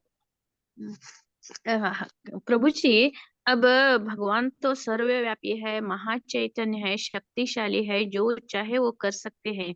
हम तो ऐसा ही मानते हैं। लेकिन बांग्लादेश में हमारे इस्कॉन का मंदिर तोड़ दिया और भगवान को तोड़ दिया, तो हमें बहुत बुरा लगा और हमें लगा कि उनका संहार, वो आसुरी शक्ति का संहार भगवान क्यों नहीं कर रहे हैं। अभी महाभारत में देखिए, ये जो हस्तिनापुर था, वो किसको मिलना चाहिए था? वो पांडवों को ही मिलना चाहिए था। तो कृष्ण भी उधर ही थे। तो फिर जो है ये लोगों ने द्यूत क्रीड़ा में हारे क्यों? ये सब भगवान का जो अलग एक प्रकार का व्यवस्था रहता है, वो किस प्रकार क्यों कर रहे हमको मालूम नहीं। जैसे शास्त्र कहता है, विनाश काले विपरीत बुद्धि। जब तक, जैसे शिशुपाल था, शिशुपाल को जो है कृष्ण ने वरदान दिया था क्या? जब तक ये उनके माँ को वो बहुत बताया था, जब तक ये व्यक्ति जो है एक इसमें एक झटके में जो है 100 निंदा नहीं करता, तब तक जो है मैं इसको कुछ नहीं करूँ। तो बार बार वो निंदा कर ही रहा था। तो अभी उससे क्या भगवान को अच्छा लग रहा था? भगवान को तो अच्छा नहीं लग रहा। तो भगवान जो है फिर उसको ऐसा प्रेरणा देते थे कि पहले ही झटके में वो सेंचुरी मार देता था, फिर उसका विकेट गिरा देता। नहीं, क्योंकि अभी तक उसका वो समय नहीं आया। इसी प्रकार से बांग्लादेश में जो है, अभी देखिए बांग्लादेश का इतिहास देखेंगे तो हमारा गौड़ी का जो है बहुत सारे स्थान उधर है, तीर्थ स्थान। किस प्रकार का वो सब था, लेकिन बाद में जो है वो हो गया। हाँ, तो वो लोगों का जो है ज्यादा ये हो गया, तो अभी वो सब उधर उनका वो चल रहा है। तो कभी कभी जो है कुछ लोगों का एक कलेक्टिव कर्मा रहता है। हाँ, कभी कभी जो आप अच्छे हैं, हाँ आपको कुछ प्रॉब्लम नहीं है, लेकिन बगल वाला जो है कुछ तो गड़बड़ किया है, तो फिर क्या हो जाएगा? मान लीजिए आप अच्छे हैं, लेकिन बगल वाला जो है दूसरे गांव का जो है कोई एक लड़की को उठा के लेके आ गया। फिर वो लोग जो है पूरा गुस्से में आके वो क्या करेंगे, केवल उसका घर नहीं आपका घर भी जला देंगे। आप बोलेंगे कि अरे भाई, मैंने तो कुछ किया नहीं था। इस प्रकार से कभी कभी जो है इस संसार में जो है कलेक्टिव कर्म चलता है। वो क्यों चलता है, कैसे चलता है, उसको जो हम लोग समझ नहीं पाते। और जैसे दूसरा उदाहरण है, जैसे बहुत सारे जो लोग बोलते हैं कि भगवान रामचंद्र जी ने जो है जटायु को क्यों नहीं बचाया, और वो जो है केवल भगवान का पत्नी जो सीता थी उसको संरक्षण करने के लिए लड़ाई कर रहा था। तो इसलिए कुछ लोग बोलते हैं कि इसीलिए जो है भगवान के लिए जो हमको लड़ना ही नहीं चाहिए, क्योंकि हम लोग लड़ने को लिए जाएंगे तो भी जो है भगवान जो हमको बचाने वाले नहीं। अभी भगवान किस प्रकार बचाते हैं, क्या करते हैं, वो हमको मालूम नहीं। हाँ, तो कभी कभी जो है जैसे प्रहलाद महाराज जो है भगवान का नाम ले रहे थे, तो फिर उनको जो है हिरण्यकशिपु इतना तकलीफ दे रहे थे, तो पहले झटके में आके जो है हिरण्यकशिपु का जो सर है उसको धड़ से अलग कर नहीं किया। उनको इतना सब कष्ट करने के बाद जो है रुके रुके रुके, बाद में जब समय आया तो तभी किया। तो इसी प्रकार से जो है भगवान अभी क्यों क्या इंतजार कर रहे हैं, किसके लिए इंतजार कर रहे हैं, वो हमको मालूम नहीं। ना मुझे मालूम है, ना आपको मालूम है, लेकिन भगवान को मालूम है कि कभी जो है क्या करना है वो। इसलिए बोलते हैं भगवान के घर में देर है लेकिन अंधेर नहीं है। हाँ, तो मालूम नहीं बांग्लादेश का क्या होने वाला है, वो जो है वो केवल भगवान को ही मालूम है। तो अभी किस प्रकार से जो है उन्होंने अपने मंदिर को ही जलवा दिया, उसका भी पीछे का क्या है वो भी हमको मालूम नहीं है। लेकिन सब कुछ जो है भगवान की इच्छा से होता है, वो हमको कभी कभी बाद में समझ में आता है। तो इसीलिए जो है अभी ये टाइम नहीं है कि हम ये समझे कि किसी कारण इस प्रकार से ये हो रहा है करके, क्योंकि कर्म का नियम जो है बहुत ही कठिन रहते हैं बोलने। तो इतना हम आशा रख सकते हैं कि आगे जो है भगवान कुछ न कुछ करेंगे। धन्यवाद प्रभु जी। हरि बोल। तो ठीक है, फिर अभी हम लोग जो है अगले हफ्ते मिलेंगे। ठीक है, बहुत बहुत धन्यवाद। वंशाकल्पतरुभ्यश्च कृपा सिन्धुभ्येव च पतितानां पावनेभ्यो वैष्णवेभ्यो नमः। हरे आनंद कृष्ण। हरे कृष्णा प्रभु दंडवत प्रणाम। हरे कृष्णा प्रभु जी कृष्ण प्रभु जी हरि बोल। हरे कृष्णा प्रभु जी हरे दंडवत कृष्णा प्रणाम। प्रभु जी दंडवत प्रणाम। हरे कृष्णा प्रभु जी दंडवत प्रणाम। थैंक यू प्रभु जी, धन्यवाद प्रणाम। हरे कृष्णा। हरे कृष्णा प्रभु जी दंडवत प्रणाम। हरे कृष्णा प्रभु। पार्वती और प्रभु जी दंडवत